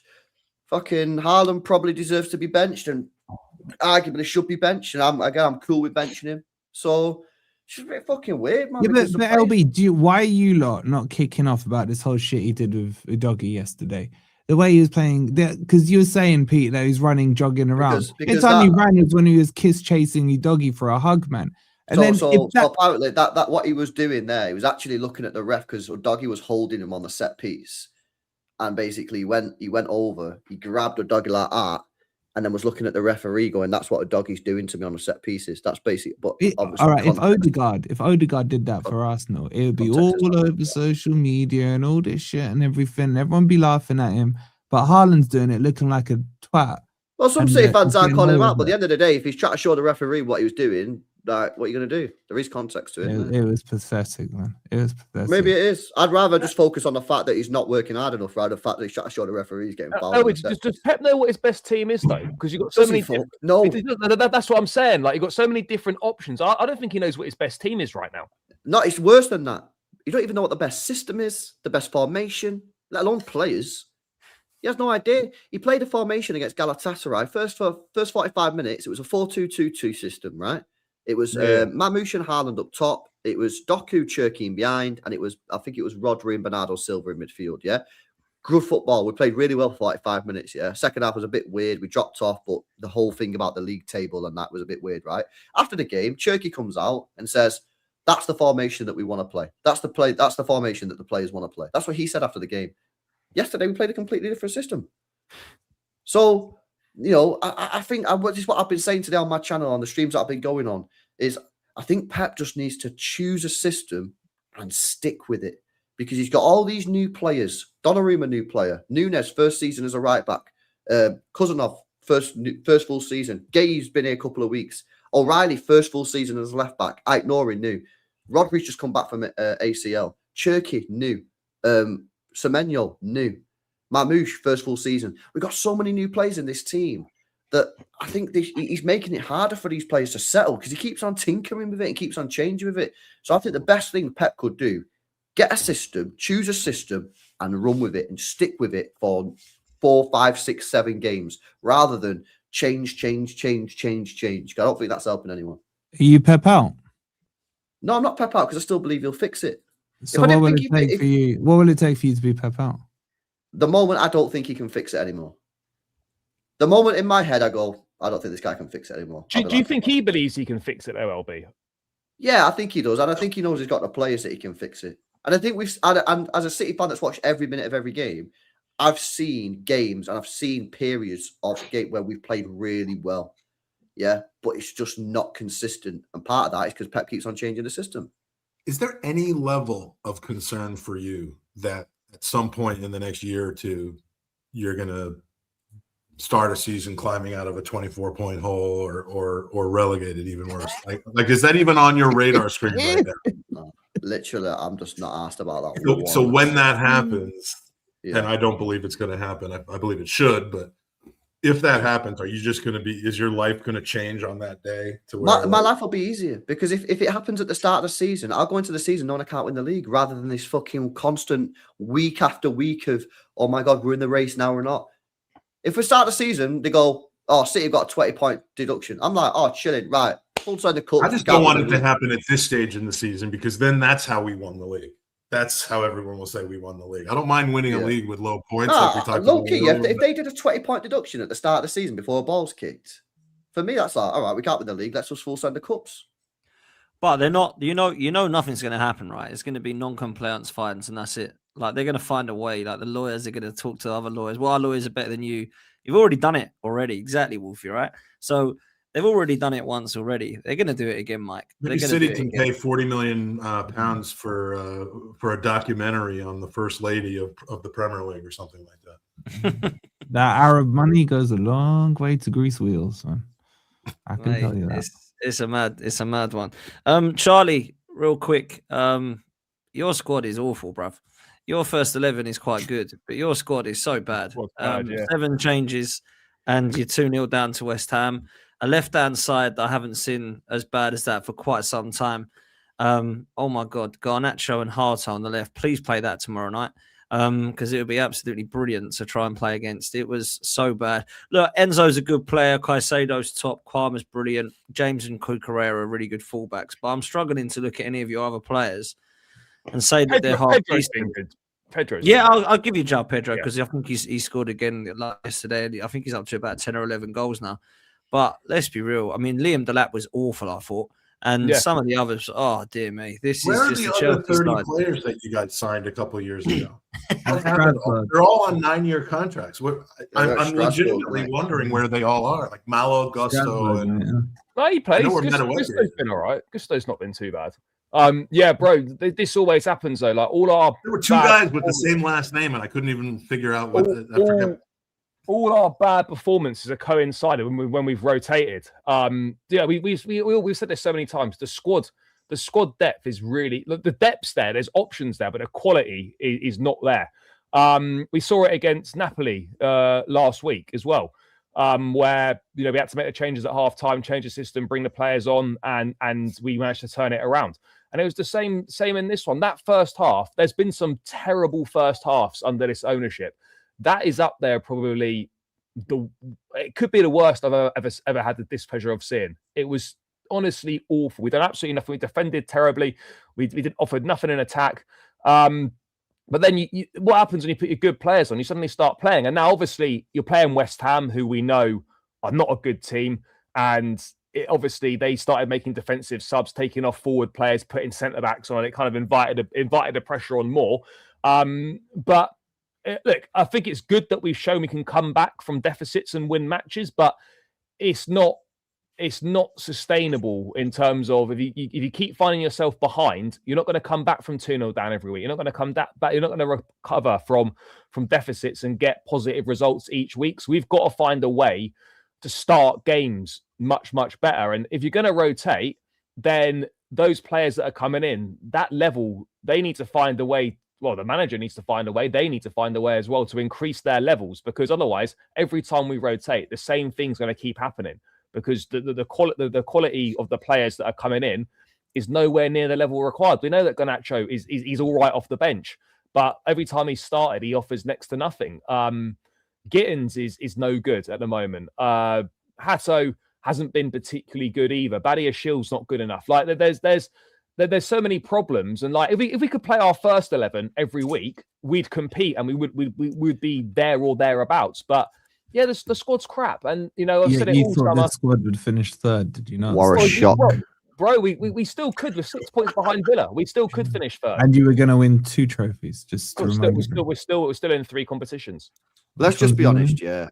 Chelsea's season is now over, yeah. So let's just have it right. The season's over. It's about getting Champions League football, getting to the summer, buying another 5 20-year-olds, and then having the same conversation again next summer, and then we'll just do it all over again. I wish you were wrong, but that more than likely is going to be the case. We'll trigger all the Chelsea fans again in the summer. When you sign some nobody that no one's ever heard of for 50 million quid that's 19, and we just say, yeah, Chelsea aren't going to do shit, all your fans will get triggered in the comment section saying that we're rattled and we hate Chelsea, LB's just jealous because of Porto. And then you'll have a couple of good games. They'll start cooking us in the chat saying you don't know ball. And then, a couple months later, we'll be in the same situation when you sat your manager, and we'll just have the whole conversation all over again. Yeah, and don't forget, they'll be asking you for respect towards their club as well. Let's not forget that one. Yeah. I just think you're pure evil, Charlie. I've said the squad's not been good enough all season. No, you're not understanding the ramifications of what you did. I was tuned in to poor old Lawless at halftime, 2-0 up. And I saw a hair sprout on his head. He started to look like Homer Simpson, and he had the two going over like that with hope. And then you've gone and killed the poor guy, man. That's just you should be grateful, bro. It means you're probably going to stay up. I wanted West Ham to win, you idiot. I want Spurs down. Well, you gave Spurs more rope to play with. What are you doing? You should be thanking me. You should be thanking me for my services. For you're now a point further clear of the relegation zone, thanks to me. I don't look downwards, man. All I'm looking at is Spurs and waiting for them to get relegated this season. That's all that matters. Well, they need West Ham to get You just gave them a 3-point buffer. That's what you did. Yeah, but you're pure evil as well. You're pure evil. To get points if you want Spurs to go down. So you should have. That's what needs to happen. But I mean, we're ahead of you in the form table while you're running your mouth here. Yeah? No, that's fine. I'm in a Champions League spots. Where are you? 17th. Okay. Yeah. And what are you winning again? Remind us. Well, I said we're gonna win a domestic cup. We're still in 2. No, you told us the Carabao Cup. You're still winning that. I'll let you know. I'll let you know at 10 p.m. tomorrow night if we're still winning that. No, are you predicting you're still winning it tonight? Is what I'm asking you. No, probably not. So what's happening tomorrow then, Charlie? Come on, what's happening tomorrow? It's a big game. It's a big game. Look, to be honest, I think it's going to be it's a step too much for us. We haven't scored on our last 2 visits to the Emirates. I think we can cause some problems, but ultimately, defensively, we're not good enough to keep a clean sheet. So you're more than likely going to score, and I don't see us scoring a minimum of 2 goals. I mean, if you score, we need 2 goals just to get to extra time, and we would need 3 to win. You need Palmer on it. on fire. Yeah, but do you know what it is though, LB? I don't even know if he'll start because he played 90 minutes on Saturday, and you know what the medical team. He's got to start, bro. If you don't start, I wouldn't even watch it if I was you, mate. Pete, he just said they've spent $2 billion to cause problems. Seriously, did I hear him right? They spent $2 billion to maybe cause problems. Do I think we're going to win? I don't think we're going to win. But no, you said you're causing problems. I think we could cause problems, but I don't think we're going to win. You're sounding like that itch on the back of LB's back. You know what I'm saying? Like causing problems. Like $2 billion. That's an expensive itch. Might need to get Mike to get the scratcher out again, man. Yeah, man. Yo, Mike, what are you saying? What are you saying tomorrow? Quickly about Chelsea Arsenal. Come on. I'm going to stick with 2-1 on the day. I guess that's 5-3 out on aggregate. I think it'll be kind of decided in the first half and then kind of squeezed out in the second half. So we've got to score the first goal. If we've got any chance of going through, we've got to get that first goal. If we do that, you never know. But if we concede first, I think it's a long day for us. I need it to be an early night, though, because I got to get up at about 4 a.m. the next day and walk 50 miles. No penalties. You don't want no penalties, man. No penalties. If that game was, I might actually leave before the penalties if that actually happens. I genuinely, I don't know what you lot think. I'd rather lose in 90 minutes than go all the way to pens and lose. Oh, yeah. I don't want it to go to penalties, man. Absolutely. No way. Never wanted to go penalties. I think it'll be 1-1 on the night. Arsenal will go through on aggregate. That's what I think. Yeah, I think it'll be reasonably close. I just don't think we've got enough to get through. Yeah. I think if it is 1-1 though, Charlie, you can't celebrate this time because you will actually be out. Yeah. He can still ask for respect though. Yeah.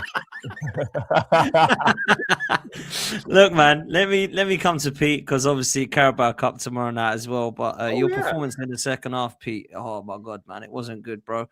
I was spoken to Sophie. Soph, I think she's still in the chat. Soph's done, man. She wants Howe out. She thinks he's taken him as far as he can. And there's a lot of Newcastle fans that are like that. She's been done since November. She's been done. Yeah, she has, man. She has been done. Played Dan Burn, yeah. Are you done? Are you done, Pete, with Howe? Ooh. No, because he's not going anywhere. He's not going anywhere. And if you listen to our CEO, who's spoken the last week or so, he's already said we back Howe. But for you personally, though, have you had enough of him now? Or no, I've not had enough of Eddie Howe. I still want to believe that he can turn it around. But am I frustrated about some of the things that he's doing? Absolutely.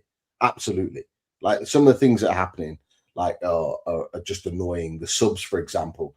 Like I'll be honest with you. I kind of just laughed to myself when I saw the lineup and I saw Gordon up front, Barnes left, Elanga right, and I was just like, the two wingers I haven't got a problem with, but the fact that we had three strikers on the bench, we had Voltemada, Wissa, and Asula all on the bench against Liverpool. They must be looking at Gordon up front, go, what the hell? What the hell's going on here? Why would you not play Voltemada in a game like that? Because he doesn't play the style that he wants to play. So he wants Gordon. Gordon plays, and to be fair, he played well for 50 minutes. He wants Gordon to play because Gordon presses high. He's fast. He presses high. He puts teams under pressure. And to be fair, for the first 36, 37 minutes, it worked. We were 1-0 up, fully deserving to be 1-0 up. We probably could have been 2 if Barnes had not hit the post. If it had just gone a yard to the left, it'd have been in. And it would have been a different situation. But the problem with Newcastle United is, and I was kind of smiling when LB was talking about his team, is that we know we can't play for 90 minutes. This is Newcastle United this season. We don't play for 90 minutes. We either have a good first half and a bad second half or vice versa. We can't sustain the way that we play. Our players get tired. And the problem is that the subs are predictable. They're the same. They're around the same, anywhere between 60 and 70 minutes. We'll make a triple sub, and it'll be pretty much like for like. There'll be no throwing risk into the game to try and win something. So even at 2-1, right, where all it's looking like in that we're just getting peppered in that second half, you think to yourself, like, let's do something different. Let's throw something out, a different style, a different formation, a different setup. No, it's exactly the same, and it's just frustrating because sometimes it works, a lot of the time it doesn't, and I can see why fans are getting frustrated and annoyed. But for me, I'm already resigned to the fact that this is gonna be more of the same this season, and I'm not going to see much difference because this is very much a transitional season, and I didn't think it would be, but it absolutely is now, and that's my biggest frustration about it all. I mean, so I was going to say, mate, are you still holding out hope for some form of European football, even if it's Conference League, or do you think you're not good enough to get anything?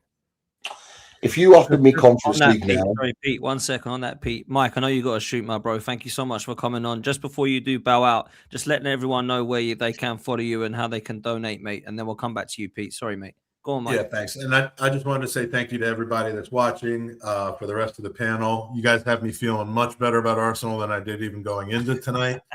The only person that seems to love their team right now is the one that really shouldn't. But he's gone. So... But anyway, big up to you, Dan. Thank you for having me. GoonersVCancer.com is the website. I put the S in there, but it's just GoonersVCancer.com. You can win great prizes. If you don't like Arsenal, you can donate those prizes back, and we can keep this thing going and just raise more money. But I got to get to sleep. I got to scratch my back for about 20 minutes and then get to sleep because I will not be sleeping tomorrow. Good luck. Thank you very much. Appreciate it. Best of luck, man. Best of luck, man. Thanks, guys. Best of luck to all you as well in all of your personal endeavors. Big up, Mike. Legend, bro. Thanks so much for coming on, man. Really appreciate you, man. Bro. Make sure you're supporting Gooners v Cancer, people. The link is in the live chat, and obviously scroll along the bottom is the website. All you do is go to the website, and it's easy to donate. It's there in front of you. Sorry, Pete. Do continue, bro. No. It's a good question. Like, I'm of the mindset now. I'm at the mindset now. I just want the season done. I want to get to May.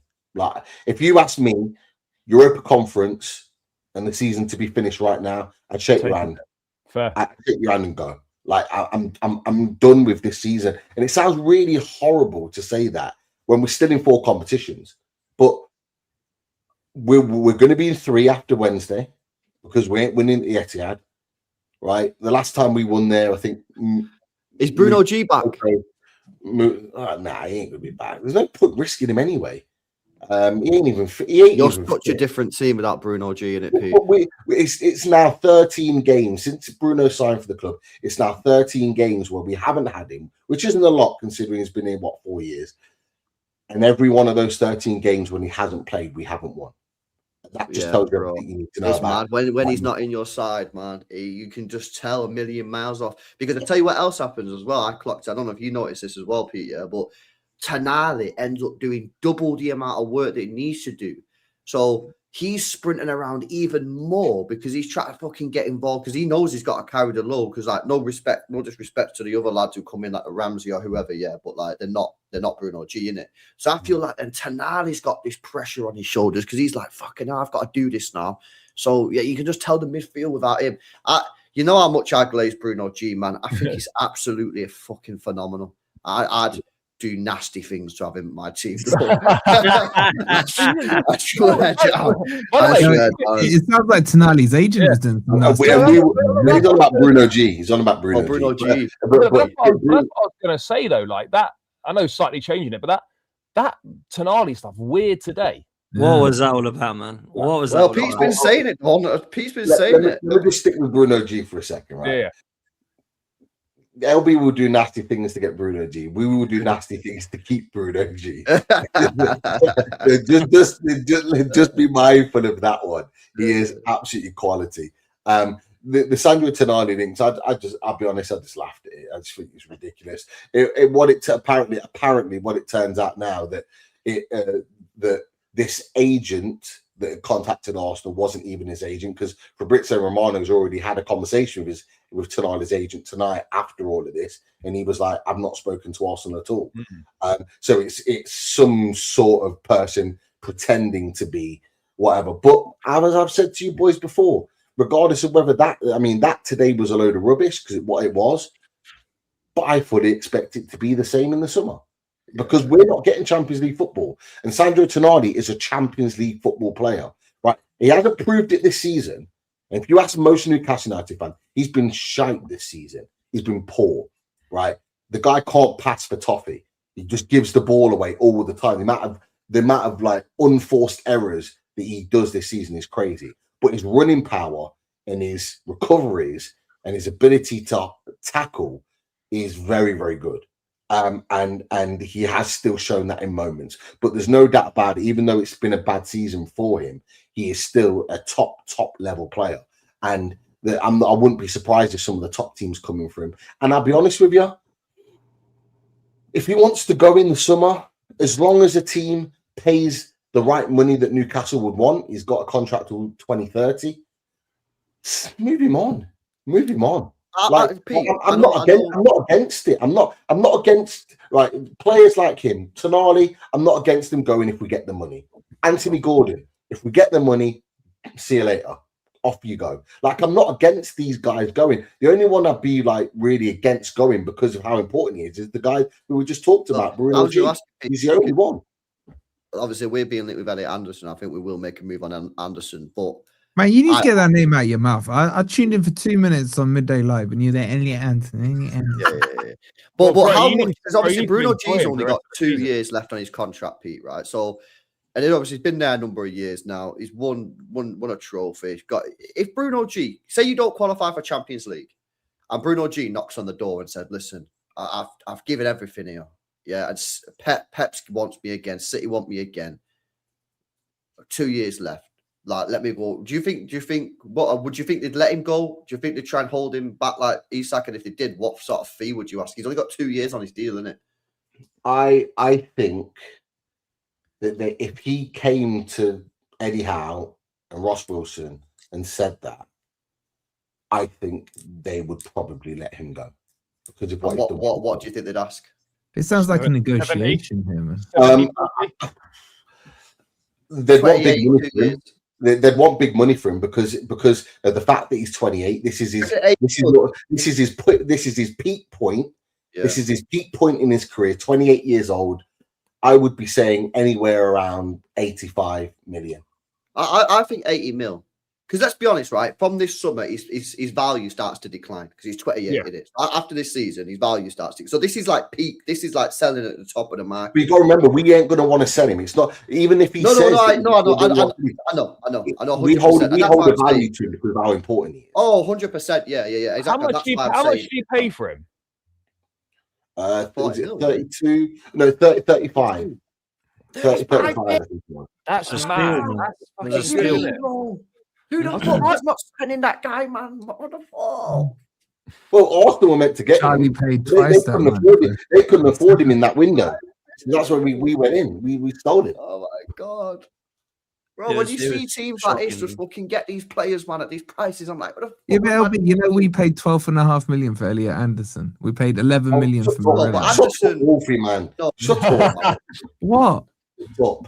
On the price, it says 33 million. Money can be moved around however it wants. I don't say Vlachodimos, bro, and then you can't tell me to shut up.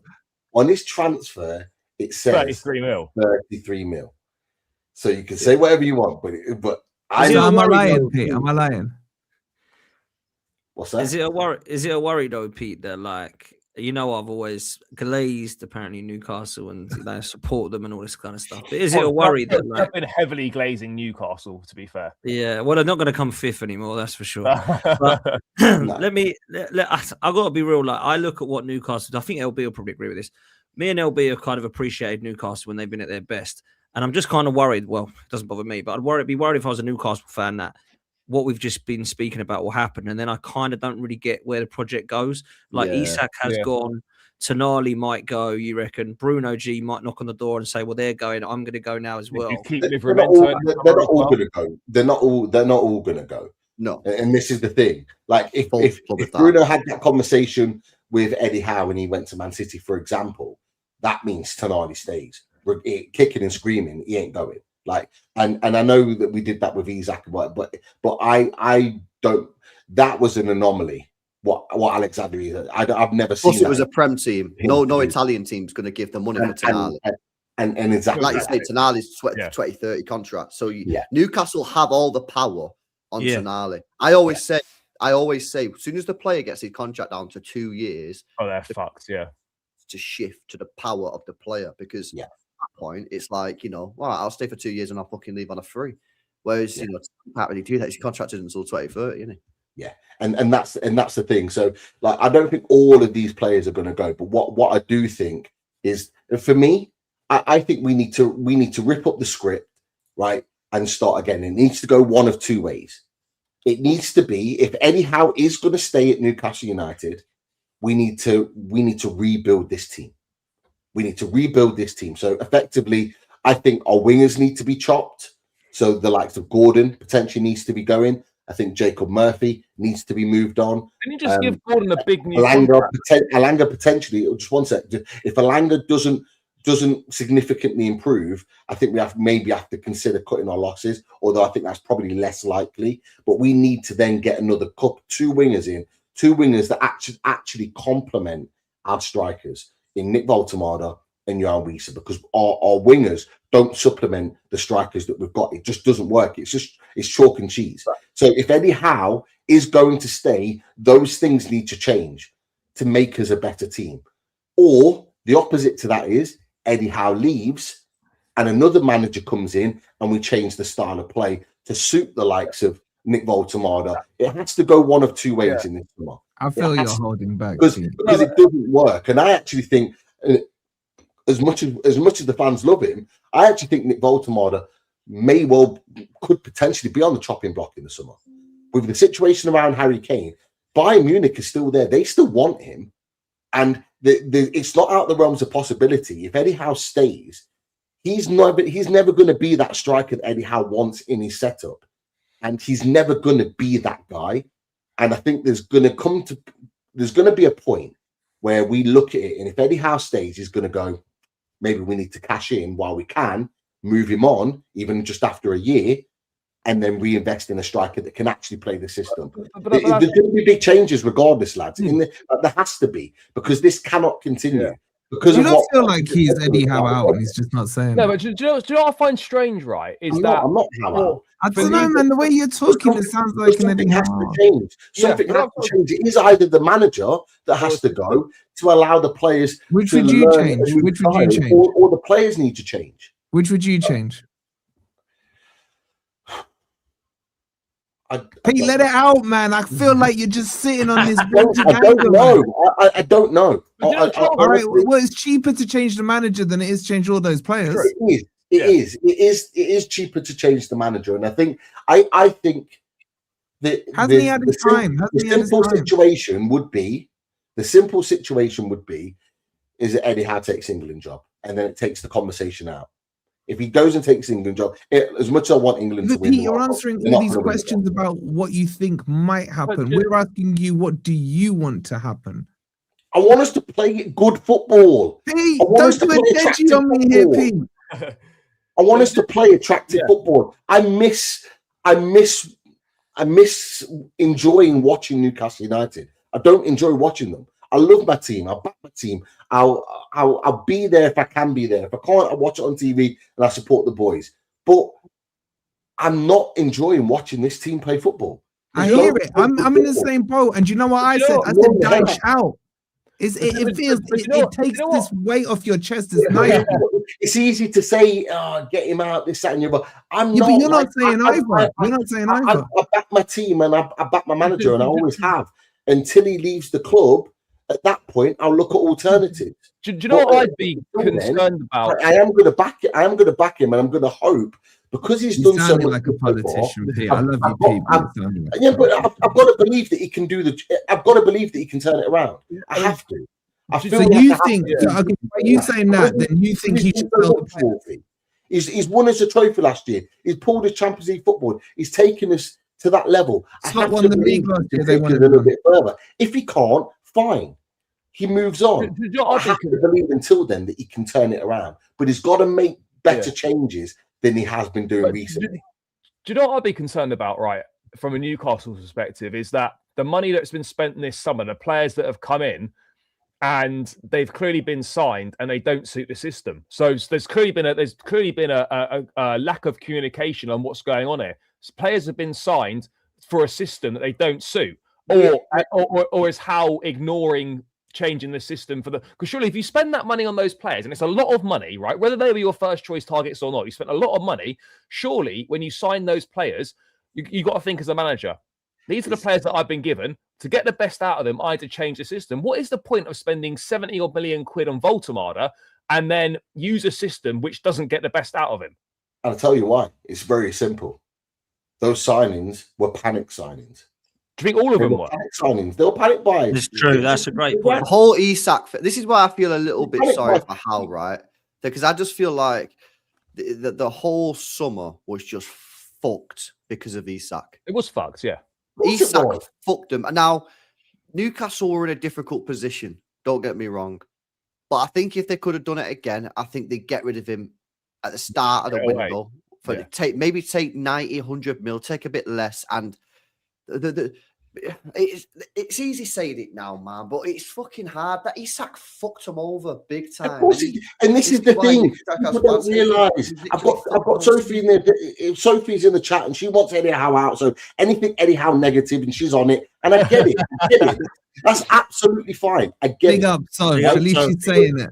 But the reality is that Isak did screw us over. Yeah. Because up until he refused to go to Celtic and he refused to go on the pre-season tour, Newcastle felt that they could resist offers and keep him at the club. And they never expected him to do what he did.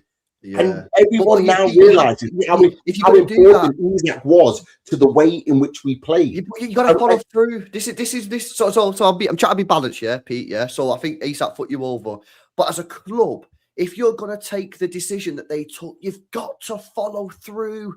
You can't fucking fold at the last minute and go, oh, actually, fucking hell, we're just going to sell him and take the money because he's been. And I wanted them to. Yeah, I was saying on my streams. I was saying, that's where I'm trying to be balanced it, yeah, because one, Isak did fuck Newcastle over, and I do have sympathy for the club and I have sympathy for the fans and Eddie Howe. But at the same time, when the club sat there and said, no, we're not selling this guy, yeah, fuck him, even if he's going on strike, they should have said, right, we're not folding though.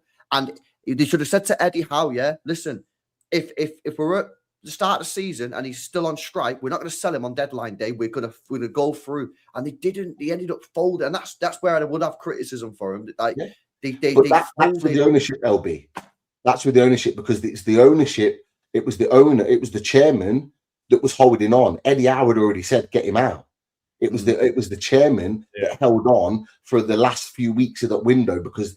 And if you guys remember, it was on the night of the game, the Monday night football, when we had Liverpool at our place at the beginning of the season. They went to his house to try and convince him on for one last time, and he said no. It was the owners that tried to keep him there. This is not that was on the manager. The manager wanted him gone. Once he'd refused to train, that was it. He was done. But it was the owners that wanted to keep him, because remember, he's the chairman's best player, most favourite player. He loved him. He never wanted him to leave.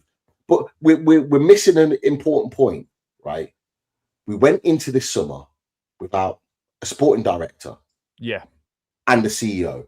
Those two people, right, that would navigate an Isak situation, that would navigate signings coming in.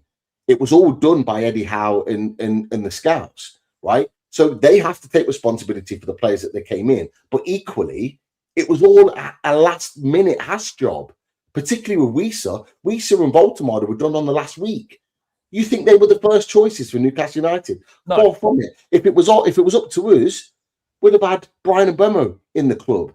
We'd have had João Pedro in the club. We'd have had Benjamin Sesko in the club, even before Nick Voltemada, who, realistically, would have been all better suited to our style of play.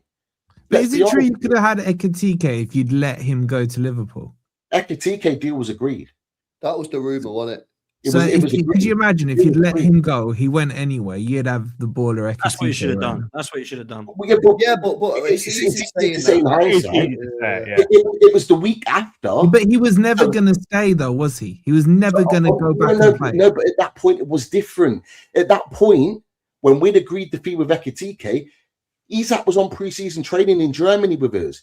There was no inkling that he was going to do what he did. So it all happened literally in 1 week. On the Monday, we agreed a fee with Frankfurt for Ekitike.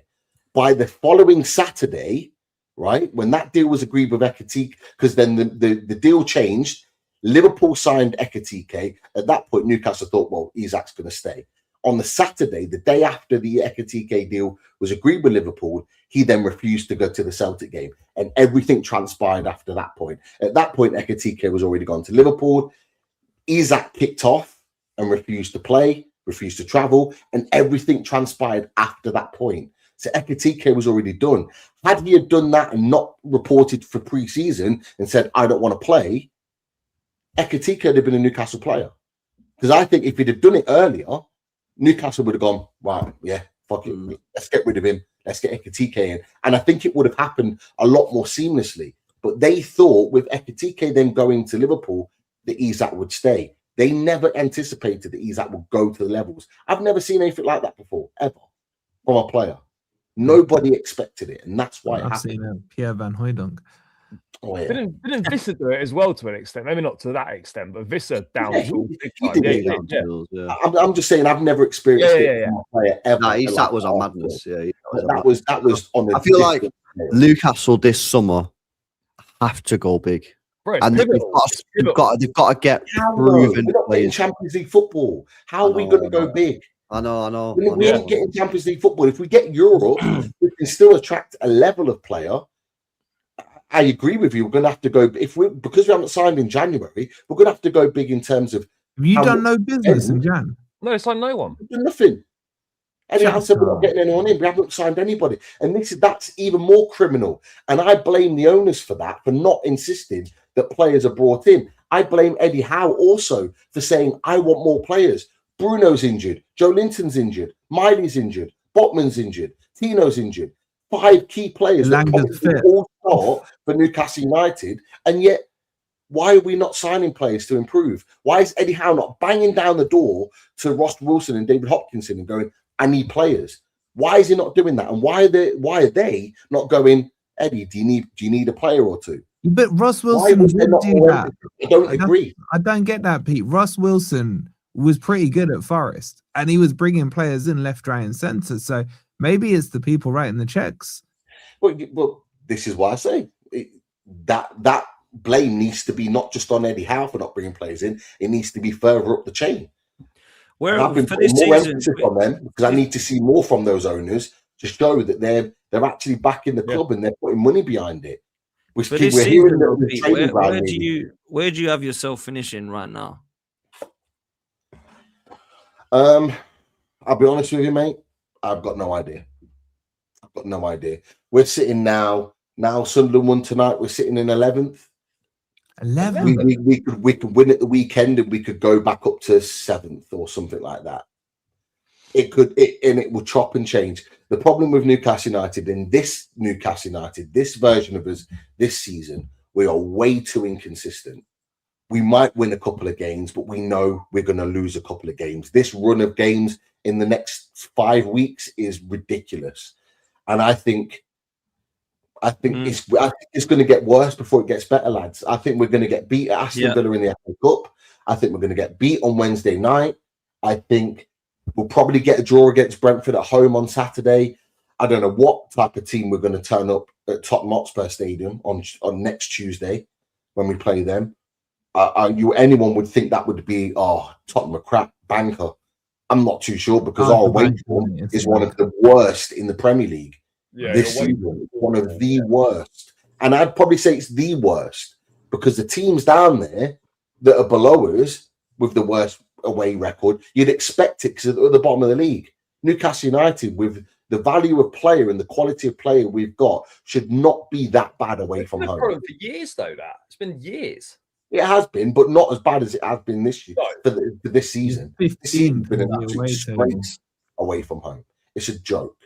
Yo, you got as many points away from home. On the owners, I need my owners doing more. Right? They're promising us this £200 million training ground, which is near enough about to be approved. We've still not had it approved yet. This world-class facility that they're talking about.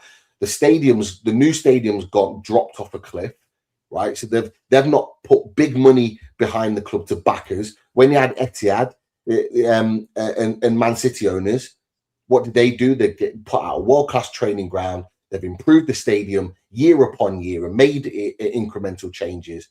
They've gone and put their money where their mouth is. I need to see our owners do exactly the same to show that they're serious about Newcastle United. And they need to put some serious money on whoever's manager at Newcastle United in the summer to back them to rebuild this team, because we need to rebuild it in a different version now that Isak's not at the club.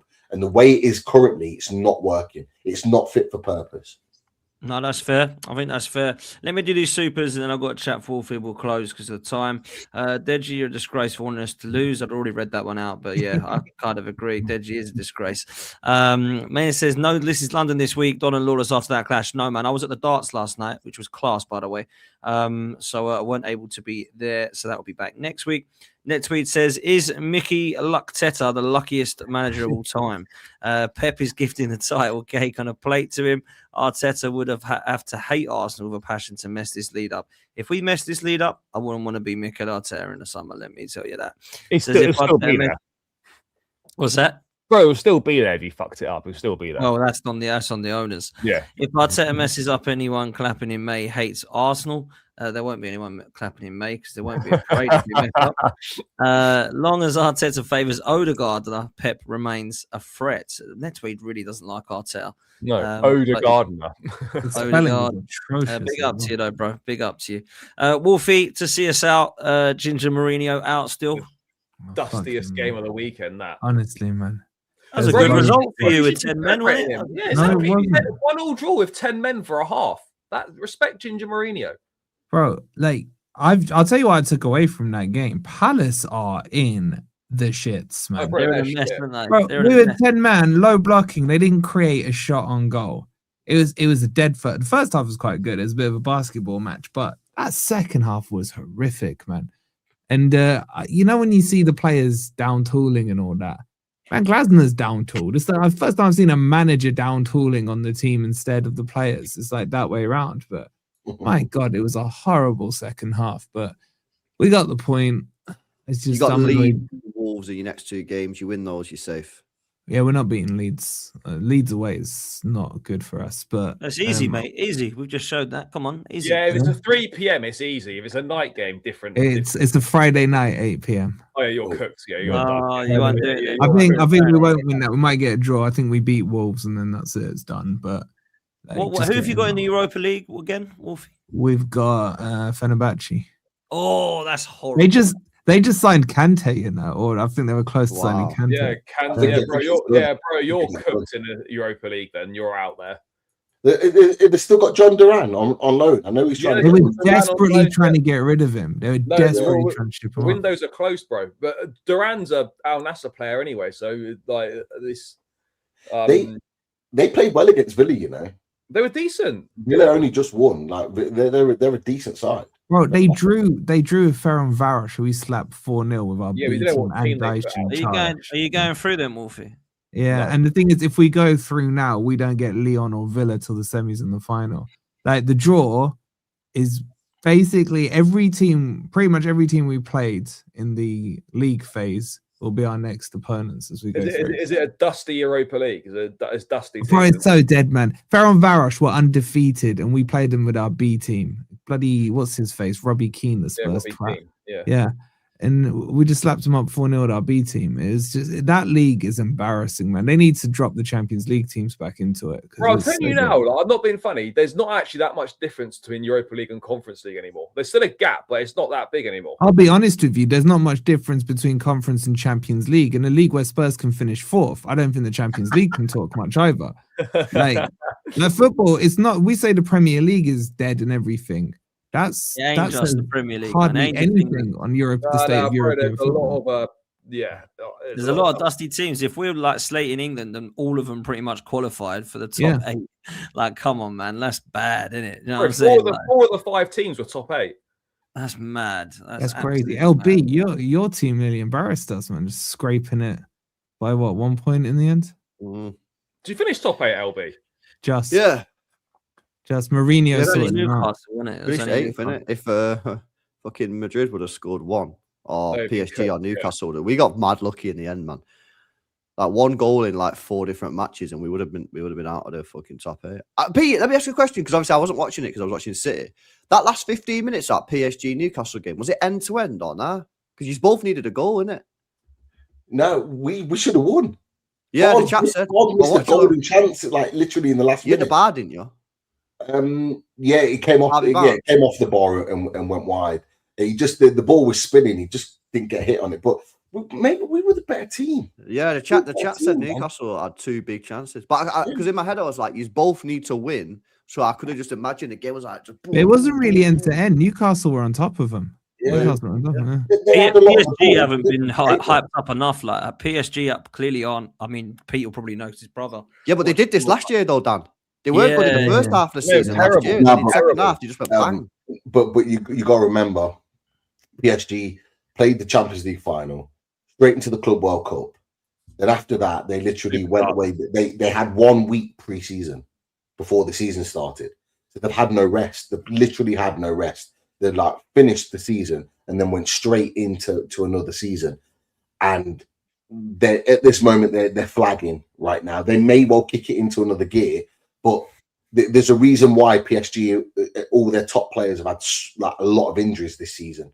Is because they've had no rest. They've not had a proper rest, and a lot of these lads are then going to go and play a World Cup straight after the season and then go again. Wow, yeah, I'm not convinced. Like, I have no sympathy. PSG are gonna do great, if I'm going to be honest with you. I couldn't care less, man. They're getting paid 100-200 grand a week. Yeah, that doesn't mean you don't get tired. Yeah. Well, then they should they're paying insane. I forgot that if you get paid a certain amount of money, it means you don't feel fatigue, and it just means you can pay everything in your time. Yeah. But you do. It is hard. The Champions League is very hard to predict right now. It's way too early. I never would have had PSG winning it this time last year that they did. So you could look at one of the guys in the top 16 and go, they're not going to do it. It could be a Barcelona, it could be a Bayern Munich, it could be an Arsenal. Or let's see the last 16 results. See who plays well. See who handles it well. Pete, you beating Karabag? You beating Karabag, Pete? Yeah. Look. if you don't beat Karabag, then maybe, Charlie, your question might get a different answer. Yeah, my question get a different answer. Yeah, fair. Yeah, but I tell you what, it could be me and you in this last 16 of the Champions League. What's the pathway? I'll take it. Like me and my brother were fighting over who would get, like, if we both got through our rounds. Obviously, they've got Monaco. Me and him were both fighting over who's going to get Chelsea, because neither of us want Barca. So we're just like, Barca's defense ain't all that, man. To be honest, bro, we slapped Barca 3-0. Like, Barca's not as good as they're good going the forward. Defense is weak. To be fair, I don't think anyone wants the English sides, because we're the ones that are apparently dusty, but we're better in Europe. So you really want the European sides, I'd say. But anyway, what's Arsenal's path? I'll tell you why the English sides are doing so well. Yeah, is because the English sides are playing more like this sort of like dead brand of football, and I don't think they can. I don't think these European teams can handle it, bro. They can't handle it, bro. Well, the physicality. Fucking, they see Arsenal walk up, yeah. They got all these players over 6'3", Gabriel Saliba, Declan. They shit themselves, bro. They don't know what the fuck's going to happen, man. Long throws and that. Yeah, Bill Bauer try to say like, oh, let's have a tech off, and Arsenal like, fuck that, long ball into the box, boom. Yeah. Honestly, LB, when we played against PSV, right, and obviously PSV, like they smoked Liverpool at Anfield earlier on in the season. When we played against PSV, I could not believe the size difference between our players and theirs. When we beat them 3-0, they were tiny. I could not believe how, like, the size difference. And Joe Linton just bullied them. He was just swiping them away, and they were just shit scared to get around him. Every time he was on the ball, they just didn't want to get anywhere near him. And we did that. We just kind of lumped balls into the box, and they were just panicking all over the place. Like, you're right. I think you're right. Like, the European teams, they don't know how to play against this brand of football because they're not used to it. Also, like, just quickly, the people that are saying, "Oh, Bayern Munich," because they're probably my favourites to win the whole thing, Bayern, but they concede all the time first, and they're defensively not that great either. You got Barcelona that has just been told they don't really do that good. Real Madrid, you really literally flip a coin with Real Madrid. You know what you're going to get. Like, it's a good time to be at top in Europe. It really is. How many penalties have Real Madrid had this year? Oh, a fair few. They're in double figures, 100%. No way. All I'm saying is, don't sleep on my boys in the Champions League, man. Olympiacos still in there, and they could end up with you, Pots. So. Yeah, they could. They could. Yeah. Right, man. On that note, we're gonna end. But listen, it's been a quality show, man. Big up to Mike. Make sure you do me a favor and click on the Gooners v Cancer. Donate what you can. That's a great cause. So go and show some love there. It's pinned, and I'll pin it into the comments as well. Make sure you're following Wolfie on Forest Fan TV, and big up for the raid, bro. Forgot to say thank you for that. Pete, Loaded Mag NUFC, go and check out all of the Newcastle stuff at the moment. Great channel, and definitely a good time to go and be watching them at the moment to get some interest into where they are on Newcastle. Well, you're all different debaters, isn't you? It's a good debate show. You know what I'm saying? There's some that want him in, some that want him out. You got like in out, yeah. You know, shake it all about. So that's all good, man. So go show Loaded Mag some love. We've got Blue Brother CFC. Charlie will be doing match reaction tomorrow and preview for the game. So go and show him some love. A trip to Wembley, Pots, tomorrow. You going tomorrow? We'll clip that up then, Sam. We'll clip that up. 2 hours. You going tomorrow?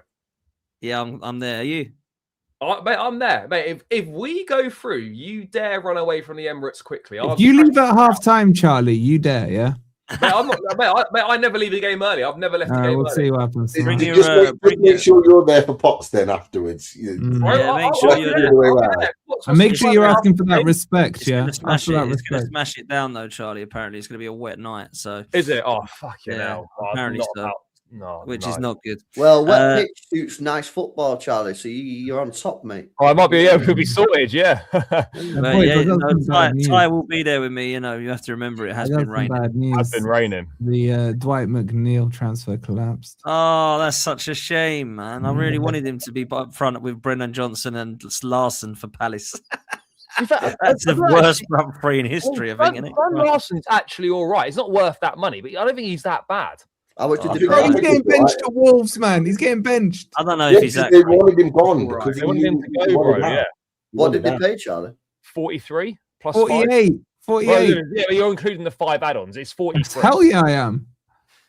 They rejected 55 from us in the 100 million for that front three. I think he would have been good for you. Yeah, he won't worth 55 million. He ain't worth 43 million. I think he would have been decent for you. That Visser is better than Larson, but there we go. But yeah, Blue Brother CFC, make sure you're checking Charlie's content out. And of course, it's LB. Thanks for the raid as well, bruv. We'll send you over to the Big Six. Go and raid them. Say Dan Potts raid. Go and show some love to Turkish and the boys. And yeah, we'll see you on the next one. We're out of here, people. Laters.